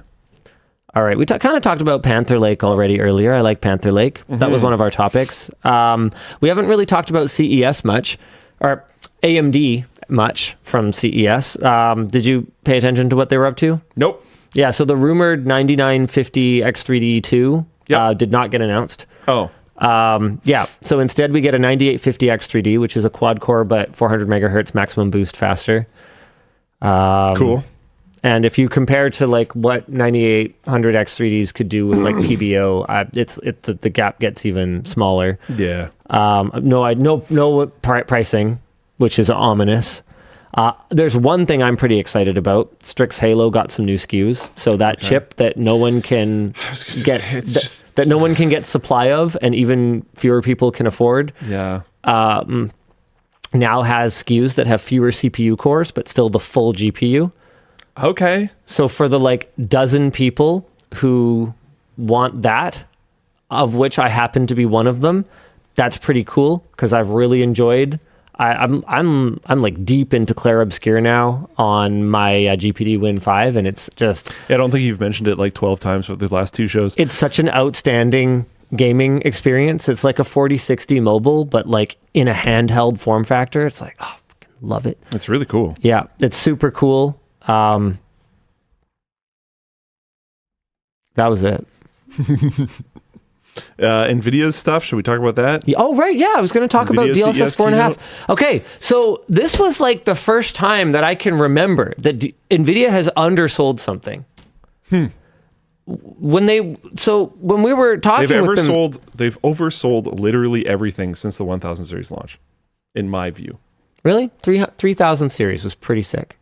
You don't think it was they fibbed some stuff in their keynotes? 3000. I think the one thing that you could go after them for 3000 series was that 8K gaming on the 3090, while technically true, we tried it. It worked. It was like unnecessary, and I don't think that's a fib so much as a misread of the direction the market was going. Like there's a lot of games that you could game at 8K on a 3090. 3000 series is pretty sick. Okay. I don't know, man. All right, fair enough. Chad, if you they're still just talking about like President Richard Tater over here. Maybe I'm conflating the price jumps around that time. Well, right, but that was MSRP stuff. That was partially NVIDIA's, participation, but also a all larger. I know is that I was frustrated with every one of them. At launch, it was pretty great. Okay, cool. All right, fair enough. So okay, DLSS 4.5. So DLSS 4.5. So when we're doing the pre-brief, they're walking us through it, and they're basically like, yeah, so we think this is as big a leap forward as DLSS 4.0 was in terms of image quality compared to what came before. And it's trained on like 5 times the data, or 5 times the compute was something, whatever metric they're using. And it is like in many cases closer to ground truth than what we call native rendering these days, which is actually not compared to the like many samples that they're taking for their reference images that they're using for comparison to benchmark the image quality of their model. And like our first question was, okay, if I'm to believe any of this that you're saying, then why did you not call it DLSS 5 with the second gen transformer model? And they basically went, well, it's a second generation of the transformer model. We're not actually adding anything new. We have more multi-frame gen, but it's just more multi-frame gen. So that's actually quite logical. We arbitrarily picked 4.5. Sure. And that kind of got me going, okay, well, then there's no way that it's going to be as big of an improvement as they claim that it is, because there's no way that NVIDIA would have missed an opportunity to market something as the best thing ever. You need more green in your life. Like, there's no way. So I get into the booth and I'm like shooting my intro and I'm kind of, dunking on AI a little bit. We have stupid AI cartoon Jensen holding a bubble wand, and like we're kind of teasing them a little bit. And then I get in front of the system and I'm like, holy shit. Like, this looks really good. And I saw a fair bit of criticism on the video that I didn't move the character in Black Myth Wukong. That was only because they had the character in like exactly the same spot on both systems, and I told them I wouldn't. But I could pan the camera. Like, I could move the scene. And then the other one where they didn't just not want me to mess up their demo. I was allowed to do whatever I wanted with it. That wasn't NVIDIA hiding anything. What's up? Sorry, the top comment on this video, this NVIDIA video that you did, the top comment is, how long before fake frames become real frames and NVIDIA has to make fake frames out of fake frames? Yeah. I don't know. Just reading that and then can't wait for 5090 performance on a 6050. Both of those just got me giggling. They hit pretty hard. Yeah. Anyway, I got in front of it. And I'm switching between the two models. So NVIDIA had set up for their demo so that you could switch between old DLSS and new DLSS. You could just have a hotkey to toggle the models. It's like, wow. The boiling is so reduced. The general sharpness and clarity is so much better. And when they told me in the pre-briefing that it was going to help with HDR, I was like, what are you even talking about? That doesn't even make any sense to me. But then once I saw it in action, I was like, oh, okay. So it doesn't make your monitor brighter, obviously, but it does a better job of detecting glowing objects and particle effects and things in motion that are supposed to be bright. So yeah, it doesn't make your monitor brighter, but it does make the HDR effect more impactful. Sure. It is a marked difference in image quality to the point where I was looking at it going, for the first time, I would just turn this on. No brainer in any game that it looks this good in. And like multi-frame gen, obviously latency is still going to be a thing, right? But NVIDIA actually, to their credit, mind blown, had their demo set up for what's that game called? The like the space exploration, the sequel. Help me. What game was that? Space exploration sequel. Yeah. Oh, Outer Worlds 2. Thank you. So on sense. Outer Worlds 2, their frame gen demo was running on, I think it was like 5060 Ti's or something like that. Like they didn't just show the top here's a end 5090, the top end card. They weren't showing, here's a card that doesn't even need 6x frame genning 6x frames and getting 700 FPS or whatever. That they could have done that demo, but they chose instead to do Outer Worlds 2, which was using up to 6x frame gen and delivering, yes, high latency because it's generating more frames than it's actually rendering, but a very smooth animation experience. And it's important to understand what the point of the demo was. The point of the demo wasn't, this is how I would play this game. I wouldn't. I would turn down the details. Which even the NVIDIA people, and I trash on their communication sometimes, but even the NVIDIA people very openly admit Yeah. They wouldn't always even run it on at all. And when they do, they would run it at various settings. And this is why they offer you those things. I do respect that. So the point of that demo wasn't, this is how I would run this game with 50 plus milliseconds of latency. The point of that demo was how good do these generated frames look? And they look shockingly good for how many of them are fake frames, are generated frames. Dark Guy 2 says, pretty sure Jensen and other top people just don't care about gaming anymore and leave it to the lower teams. I don't know. Everything I've heard about Jensen is that he's like sort of a micromanager Involved with everything. and like very involved. But I don't know how true that remains. He's been doing a lot of more like PR, like being a face of the company stuff lately, so, like interviews and things like that. So I don't know. I've met the guy, but I don't like know him. So it's hard for me to speculate on that. Anyway, yeah. DLSS 4.5, the new model, and you can try it for yourself. You don't have to take my word for it. You can just go, and if you go in the GeForce app, if you have an NVIDIA card, fairly recent gen, the older cards have a bigger performance hit on it, from my understanding. But you go into the NVIDIA app, and then you have to find the option to opt into beta and experimental features, and then you just wait. As far as I can tell, they might have a check for updates now button. I couldn't find it when I was trying to set this up at a booth, and I was in a hurry, but I couldn't immediately find it, but I just waited a while, and eventually it prompted me to restart the NVIDIA app. Just make sure you got the latest drivers, and then you select Model L or Model M, depending on your use case, and you can go find information on which one is best. And I turned it on in the MSI booth in Borderlands 4, and it was just like, wow, this is really good in this too. So I've seen it in Outer Worlds 2, I've seen it in Black Myth Wukong, and I've seen it in Borderlands 2, and it just looks really, really good. For the first time, I'm like, okay, well, this is just the future then.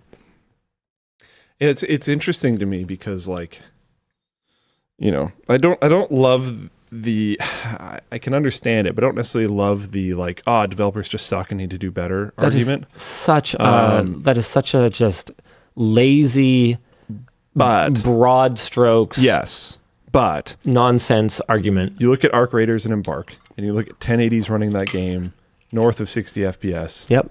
And it's like, oh, man. Well, it comes down to what you're trying to do. Some games are about lighting and ambiance, and some games are about making sure that it looks great. There's different ways to make a game look great. And it's not the best looking game. Yeah. So, like, okay. Yeah. And it's we're in it's such an interesting crossroads. Because on the competitive side, you don't want that input latency. No, I wouldn't use any of this stuff for a competitive title. But then, of course not. It is super interesting. Actually, upscaling maybe. That's a longer conversation. But frame gen, absolutely not. And there's always been different settings depending on if the game is competitive or single player, whatever. Yeah, totally. But this is like a very deep divergence in like how your computer is going to feel depending on how you set things up, in my opinion. Well, I mean, again, that's where GeForce app comes in, where it's supposed to, you just click a button and it gives you the optimal settings. There was a crazy thread where a buddy and I were playing a game and he was having some performance issues and we were trying to figure out what the heck was going on. Because it was weird. He had like 25% GPU utilization and was getting 40 FPS. Okay. Like just odd. Oh boy, here we go. Googled it. Brought him to a Reddit thread. The top voted comment was, click optimize in the NVIDIA app. Top voted comment. Not like everybody was just like, yeah, duh, do that. Not a debate really.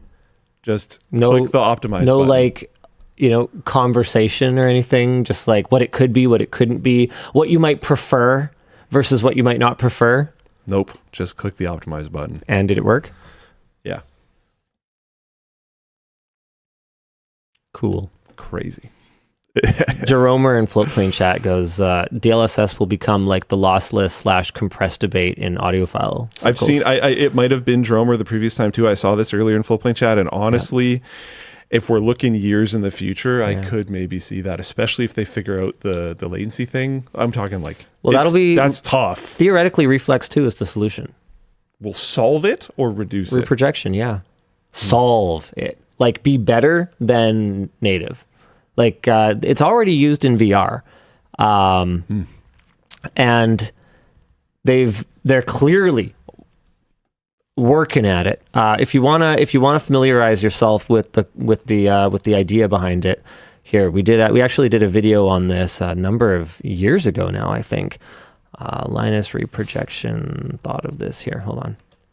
It's called "I'm Embarrassed I Didn't Think of This," asynchronous reprojection.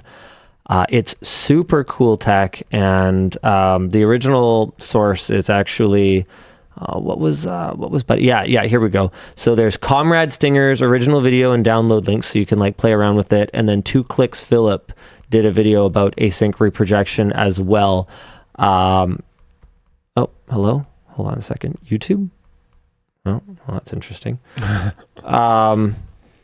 My browser tab just like stopped working. Anyway, the point is, what it does is Couldn't you still be shooting at a phantom? You could, but there's already latency between you and your opponent anyway. Yeah. We just compensate for it. In the same way, we compensate as much as we can. So what async reprojection does is it decouples your inputs from the game's frame rate.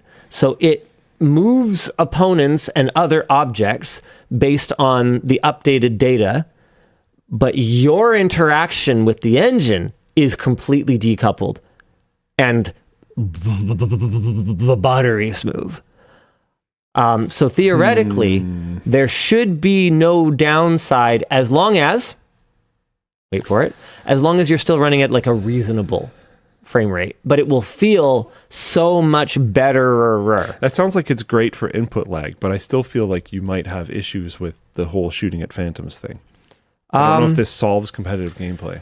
So, I might be misunderstanding something or just not very familiar with this. No, there will still be disadvantages to having a low. Hold on, I'm actually just trying to think. No, hold on a second, because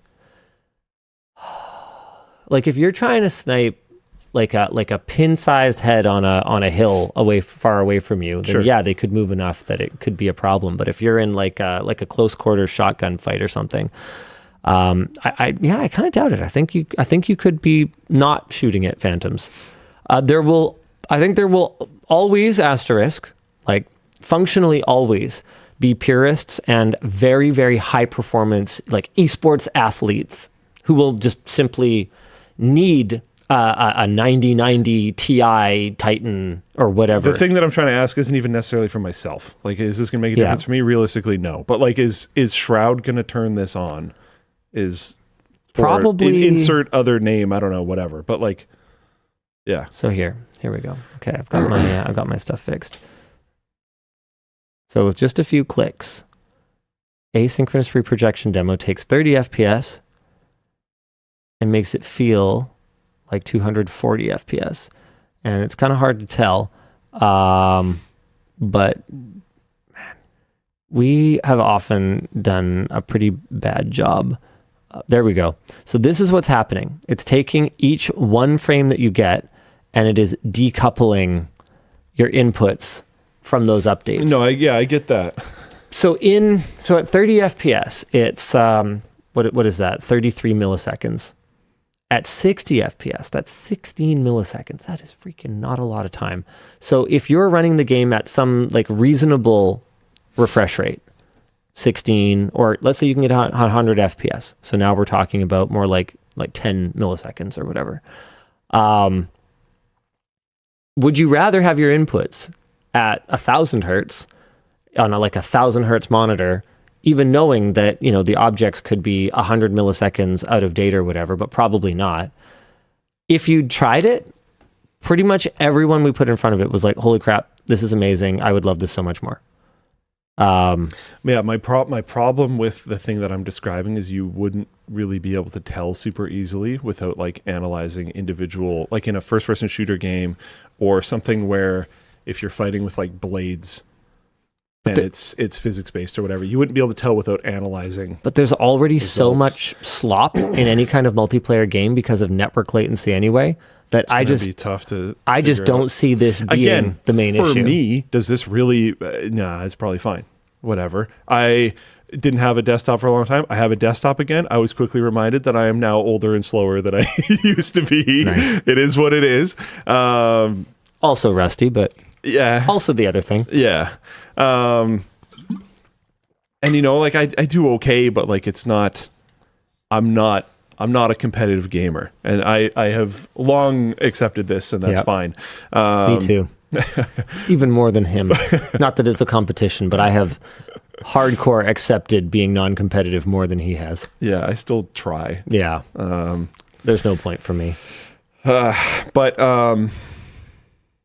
yeah, I'm wondering about like the super optimized situation for someone who is genuinely in that level of competition, trying to do that thing. Yeah. Is this viable?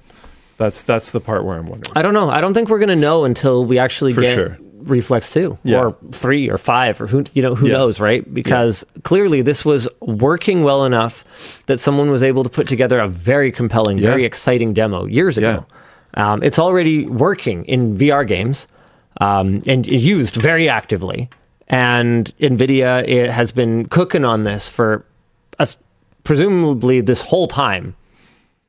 And they don't think it's ready yet. So Yeah. It'll just, you know, we'll have to try it. because the reason for bringing this up is the whole lossless versus compressed audio thing. Yeah. Is like effectively universally used, in my opinion, except for I wonder what DMS would say. I wonder if he uses lossless or not. I'm actually not sure. He does use lossless? Okay. I'm not convinced that he actually thinks it matters, though. I think it's one of those, I can, so... If your equipment's good enough, you can hear it, but there's diminishing returns.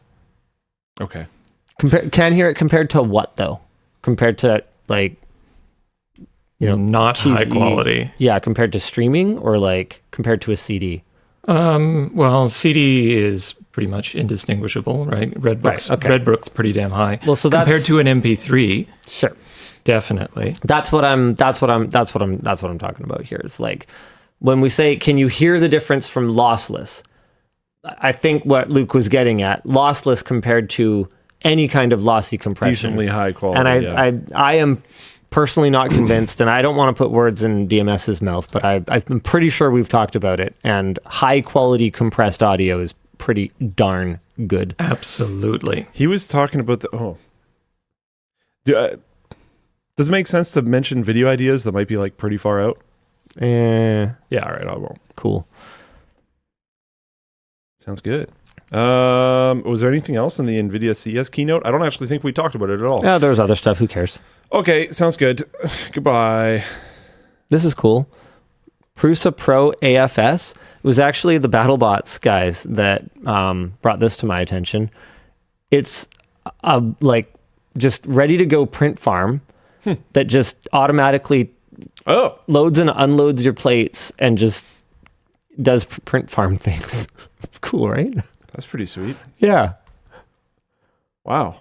Cool, right? I think they just announced this. That's it. Crazy. Neat, right? Yeah.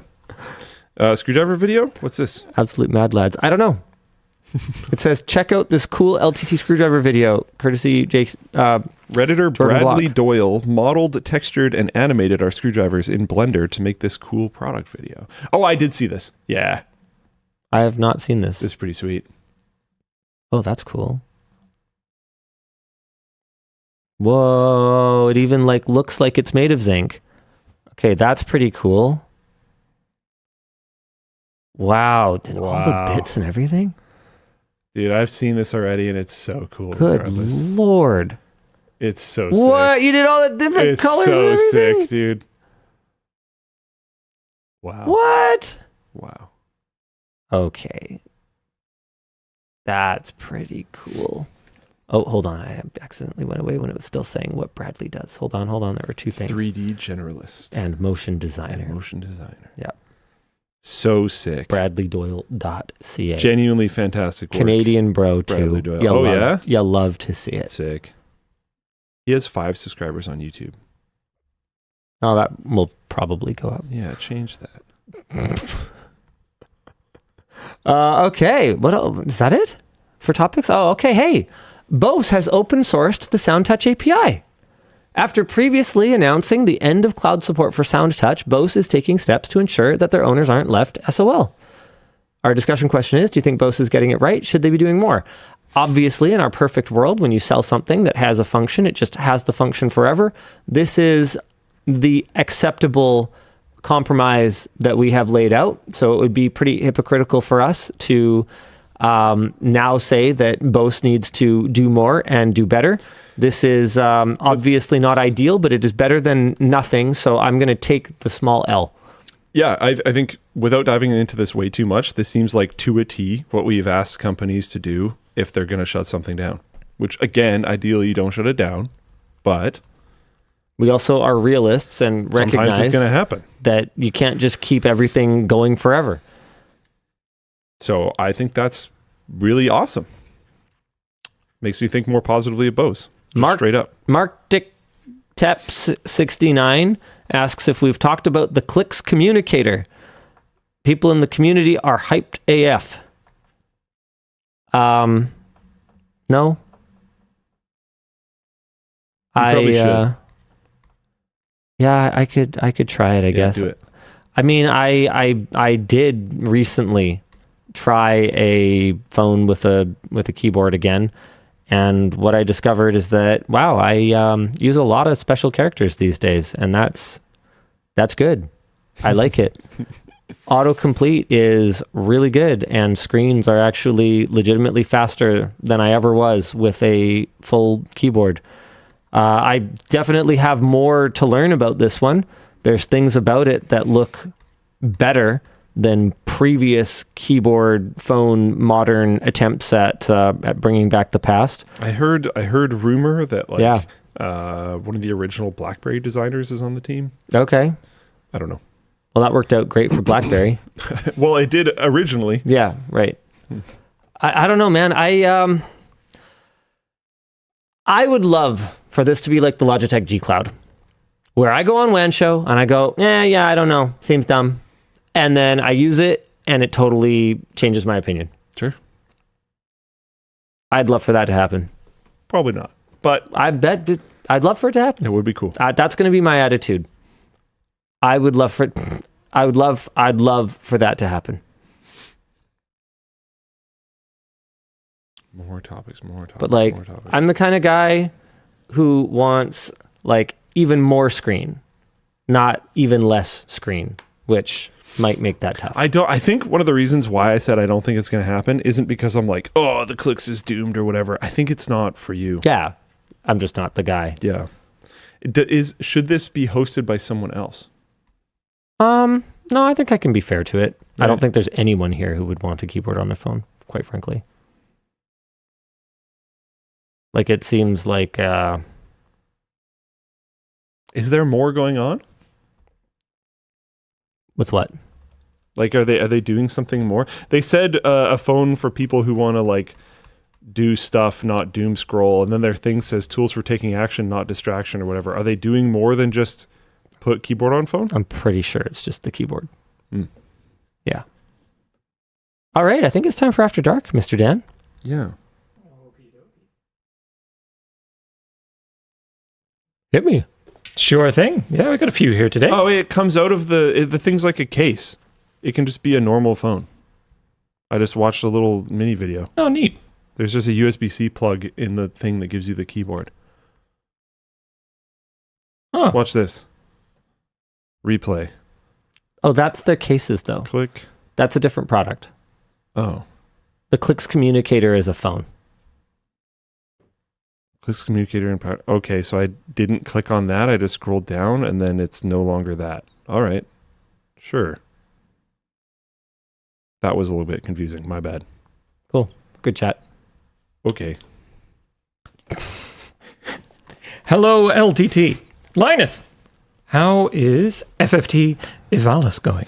I am on the second last fight, and it's a giant load of bullshit. And at this point, I would either have to undo the last few also bullshit, but I made it through them fights and grind a bunch of stuff and get some equipment that I need to bring with me specifically to make this fight winnable, because I need to be able to absorb some stupid element. Otherwise, I will just immediately be one hit every time any of them hit me, or grind a bunch of levels.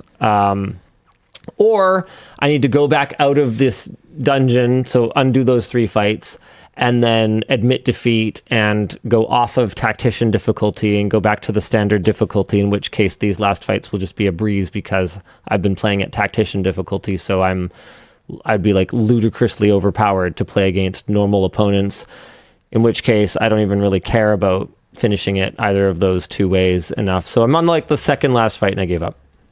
But I beat the game already, so I don't really care. And I got almost to the end at Tactician, and the only reason that I can't get through it is because I got like 2 of my shields broken in the previous fight, so I like didn't bring enough. I think it's ice shields. I didn't bring enough ice shields with me, and a couple of them got like broken by stupid knights. So I like don't have enough to keep my team from getting just sniped across the map by that bullshit guy in the second last fight that just has an ice gun that just fucking destroys you. And then I didn't grind break weapon on Mustadio and just like cheese it like that. So it's just I don't know, man.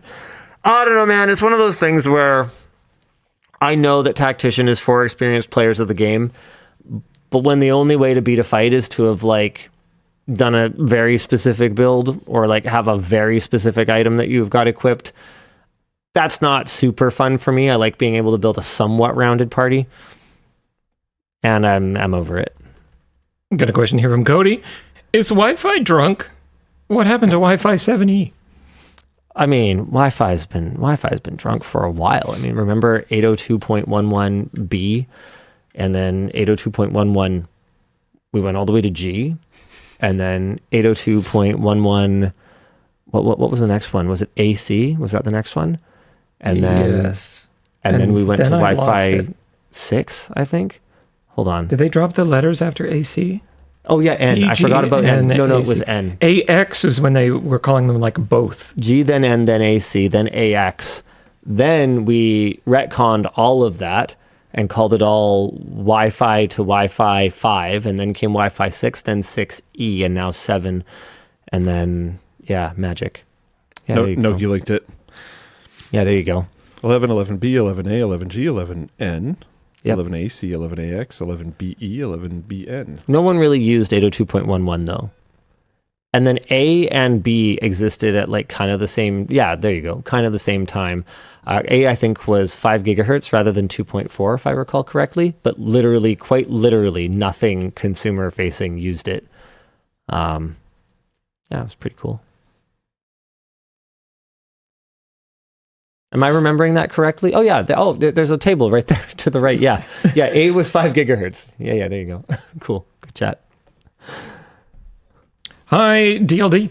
On your comment about hard drives, IBM is trying to strategically position tape, IBM Diamondback, for long-term storage due to data center boom. Do you think the bubble will pop on them? No, tape's been around. I don't think the tape whole time is ever going to die. Yeah, it has not. That's the whole point of tape. It has not left. Tape has been around. It hasn't been around at the consumer level, really. Although there's been a couple attempts. It's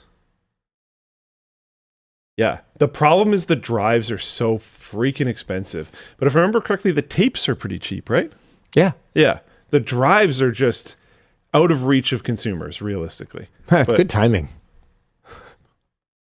What? You said that they were out of reach of consumers right as the price popped up in the yeah, but the tapes are fine, and like genuinely a lot of big enterprises have been using them for the whole time. They're very reliable. They're slow AF, but for long-term archival storage, until we get big like data. DNA storage or like storing data in crystals or something, this is pretty awesome. Aren't some of the sizes that you can get like obscene, like 512 terabytes, and like they're massive, like crazy? Yeah, it's honestly my favorite really part about fantastic. tape is like the robots, like the tunnels and the tape grabbing robots, and it's just so neat.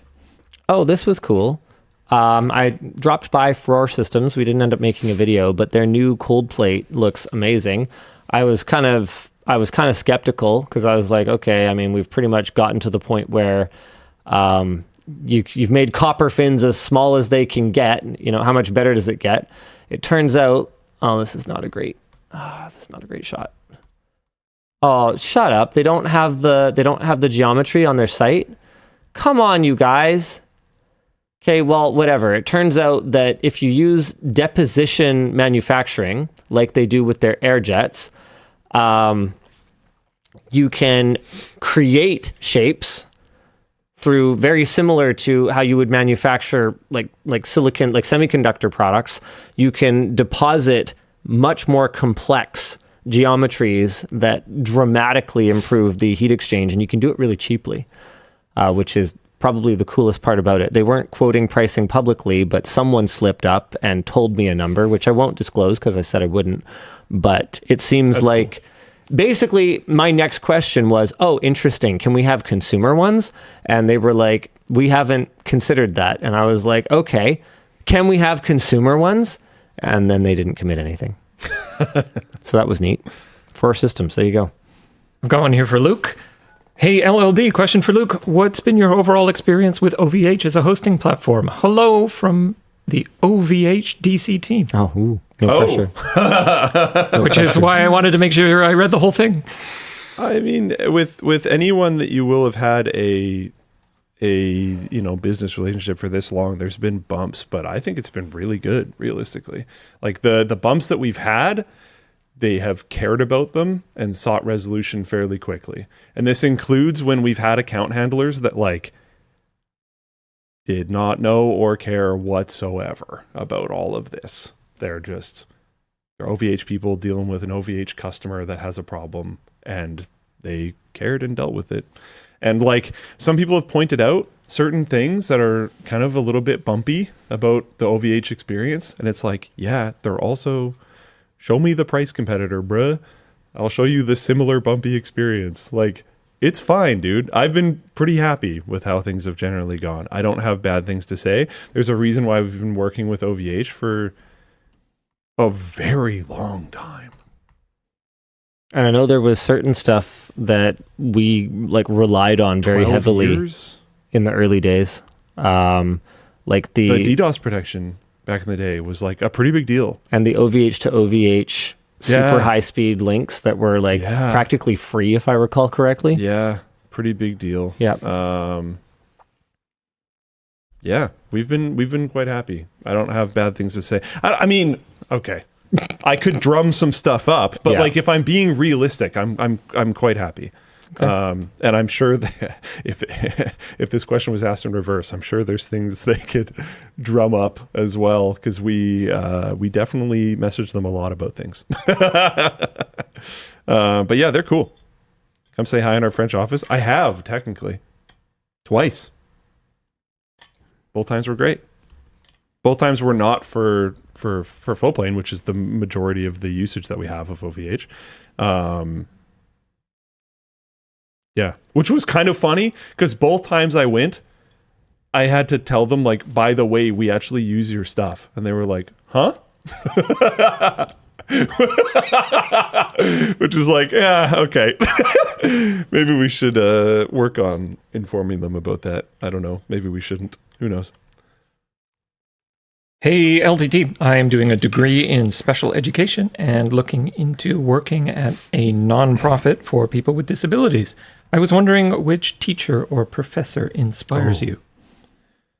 Got a couple answers for this one. My parents were, my mom and my stepdad were both teachers, and my aunt on my biological father's side was also a teacher. So I had a lot of teachers in my life growing up. And I always thought that it was a very honorable thing to do. I always thought it was really cool. I wanted to be a teacher until I couldn't get a degree. You need a degree to be a teacher, at least here anyway. But I'd say like the teachers that I had in school that were very inspiring. I mean, Madame Baldasso made me care about French. Al Horn, outstanding English teacher who made me able to write and do my job that I do today. Yeah. I have 3 primary ones. Mr. Traddle, I know he's still in the school system.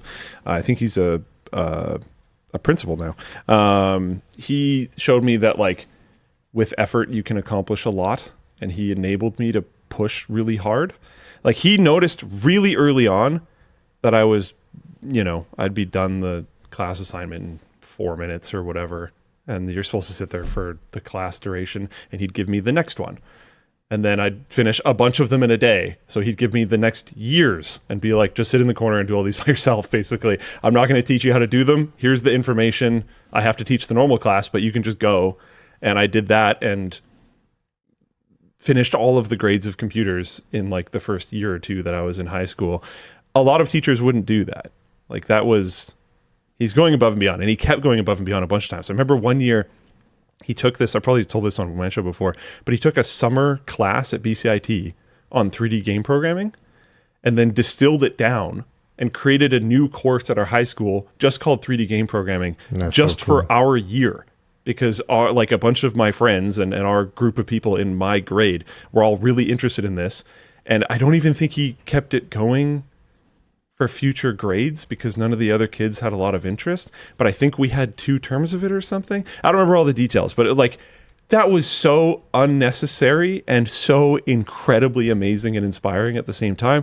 I remember, again, a bunch of us had interest in hardware, so he did this whole thing. I've definitely told on WAN show before where he got us a bunch of hardware that we could zombify together, which was amazing. He was awesome. Mr. Thompson, I would get really bad grades in English every single year. Yeah. Because I would just get torched for, issues. And he put a cap on that and then tried to cultivate the you seem to care about stuff and have ideas and whatnot. So let's focus on that for now and grow your writing. And then out of his course, I went from bottom of the barrel grades to doing really well and getting into AP English 12 and then being fairly successful in AP English 12. Because it inspired me to try harder, which was great. And then Mr. First, again, just very inspiring about caring about things and pushing hard regardless. And he was my physics teacher, and it was great. Those 3 were huge inspirations for me. I'm going to shout out Mr. Russell, too, for teaching me that not all teachers are going to give a shit about you. It wasn't that he didn't care. It was that he projected how it's going to be. Yeah, Mr. First showed that, it matters if things are hard, but you still have to do them. That was a very important lesson from him of here, look, I'll help you. But at the end of the day, you're going to be out there on your own and you're going to need to just be able to do it. So let's figure this out together. I just found out that my AP English teacher published between 9 and 6 months ago a series of 5 talks at the Merritt BC Library on the history of life on Earth. What? And I pretty much guarantee you, even though this only has as few as 1 view per video, that it is going to be very entertaining and very educational. That's awesome. So there you go. That's actually really cool. Hello.dll. I'm having all of my teeth, including wisdom teeth, removed on Wednesday. Holy crap. Really? Is that a thing? Sometimes. All of my teeth. Sometimes that can happen. Oh, wow. Okay. Linus, when you had your wisdom teeth removed, how long did it take for you to not be in pain? I think not in... Okay, well, it depends. For the top ones, it was pretty quick. For the bottom ones, man, I don't remember. I had those out 7, 8 years ago. I remember it taking a while, and it really depends. I mean, it'd be better to talk to... I imagine, is it an oral surgeon that would do it at that point if you're getting everything out? I wonder I wonder... I mean, I don't want to ask personal questions. Yeah. That sometimes you do it for dental implants and stuff like that too. Oh, okay. It's very big in the Hollywood community. Oh, Crystal F. You get new... what?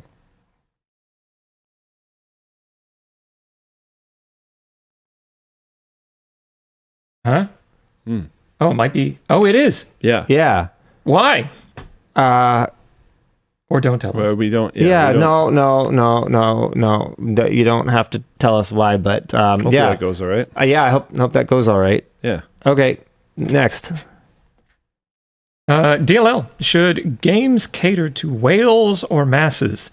For example here, EA FC 2026. Wow. Are you going to let him finish or what? Nope. Yeah, sorry, go for it. They've been altering between reducing the meta based on feedback, annoying the pros, and increasing it, annoying the casuals. Can following feedback be bad? Yeah, I mean, I guess Luke was way ahead of you. I think that for a company like EA with a mass market product, like a soccer game, yes, Luke. Yes. Yeah, it's tough because you're trying to appeal to everyone all at once, and that's tough. And if you don't, if your game doesn't do 100 million, 200 million, $1 billion in sales or whatever, then for some reason, even though you were profitable, your entire team might get laid off. You have to take feedback, but then you also have to, at some point, grow a spine and make a game that has some kind of artistic intent to it, or not. And just deal with that. There's always going to be someone who's mad at you, because just like running a YouTube channel that is watched by millions of people, if even 1% of people don't like the direction that you're taking it, that's going to be like from 1 million, right? That's 10,000 people that are going to be mad about whatever it is that you did. And when you upload every day, or when you publish a patch every week or whatever it is, that part of that audience or that player base that is mad is going to shift around, and you're just going to feel like, well, I'm listening to you guys, and now you're telling me I didn't do the right thing, and it's just it's a lose-lose place to be. Yeah, when I first heard the question, it was like, do you think it's better for slop to be generated in flavor A or flavor B? That's basically just how I interpreted that. I think sometimes when you receive feedback, you got to analyze what the root of that feedback is. And sometimes with Linus's example, when you have this public thing that lots of people interact with, some of the feedback that you're going to receive, when super negative, you might read it and just be like, yeah, okay, working as intended. To be completely honest. Maybe the thing that you made just wasn't for that person. And if they're like, I hate that it does this, and you're like, well, it doing that is the point, then that's okay. That's all right. If you make a horror game and somebody's like, I hate this game, 0 out of 10, it was scary. It's like, cool. Nice. Maybe that person will ask for a refund and they'll get it, and that's all right. But that was also sort of the point. So no problem. Up next, hello LLD. USB cable testers range from $15 to over $100. To over 10,000, but yes, carry on. Yeah. I mean, accurate. And I have no idea if any of them are any good. Any advice? Tridix versus CaberQU. Possible video topic after your new USB cables launch? I don't know that we would get into that, to be honest with you. For the 12 people that it would affect. I looked very briefly at Tridix, and it seems like it's sort of fairly basic and or kind of very DIY, in terms of the information that they're providing. They're not looking at the shape of the eye. They're just kind of yes, no, no, yes, no, yes, no. What I suspect is that for very basic testing, does this cable work? It might tell you. It would almost certainly be able to tell you, no, it's broken, but I don't know that its yes would be particularly meaningful to me. It might be amazing, but I have no experience with it, and I don't know that I have the interest in going to a level of depth that would be required to find out if it's any good, when we'd rather just use professional level tools and make sure that our cables are good with those and focus on that for now. Speaking of cables, by the way, now is a great time, thanks Noki, to head over to LTTStore.com and sign up for a notification for when our true spec cables are going to be launched. Purpose-built lengths, so we want you to get the right length cable for you. So we'll have more than just the sort of main sizes, clearly labeled speeds and feeds, just like that. And they won't come off because they are embossed, and UV-resistant silicone style cables, which are nice and flexible and feel just Not style, right? It's just satisfying. actually... Yes, Yeah. they are. Hit me, Dan.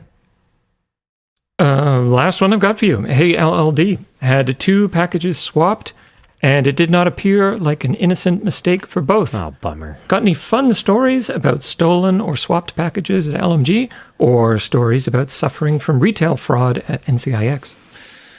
Man, I wasn't really involved in that department. Like, I'm sure if I could get in touch with like Ruji or something, he would be able to tell me all kinds of fun stories. But what I will say is that Corsair's side of the story on some of the stuff that's been going on, returns or whatever, is a little more nuanced than some of the public discourse about it. I know, right? We're still waiting to get a little bit more information and whether or not the people there can even really talk to us. But,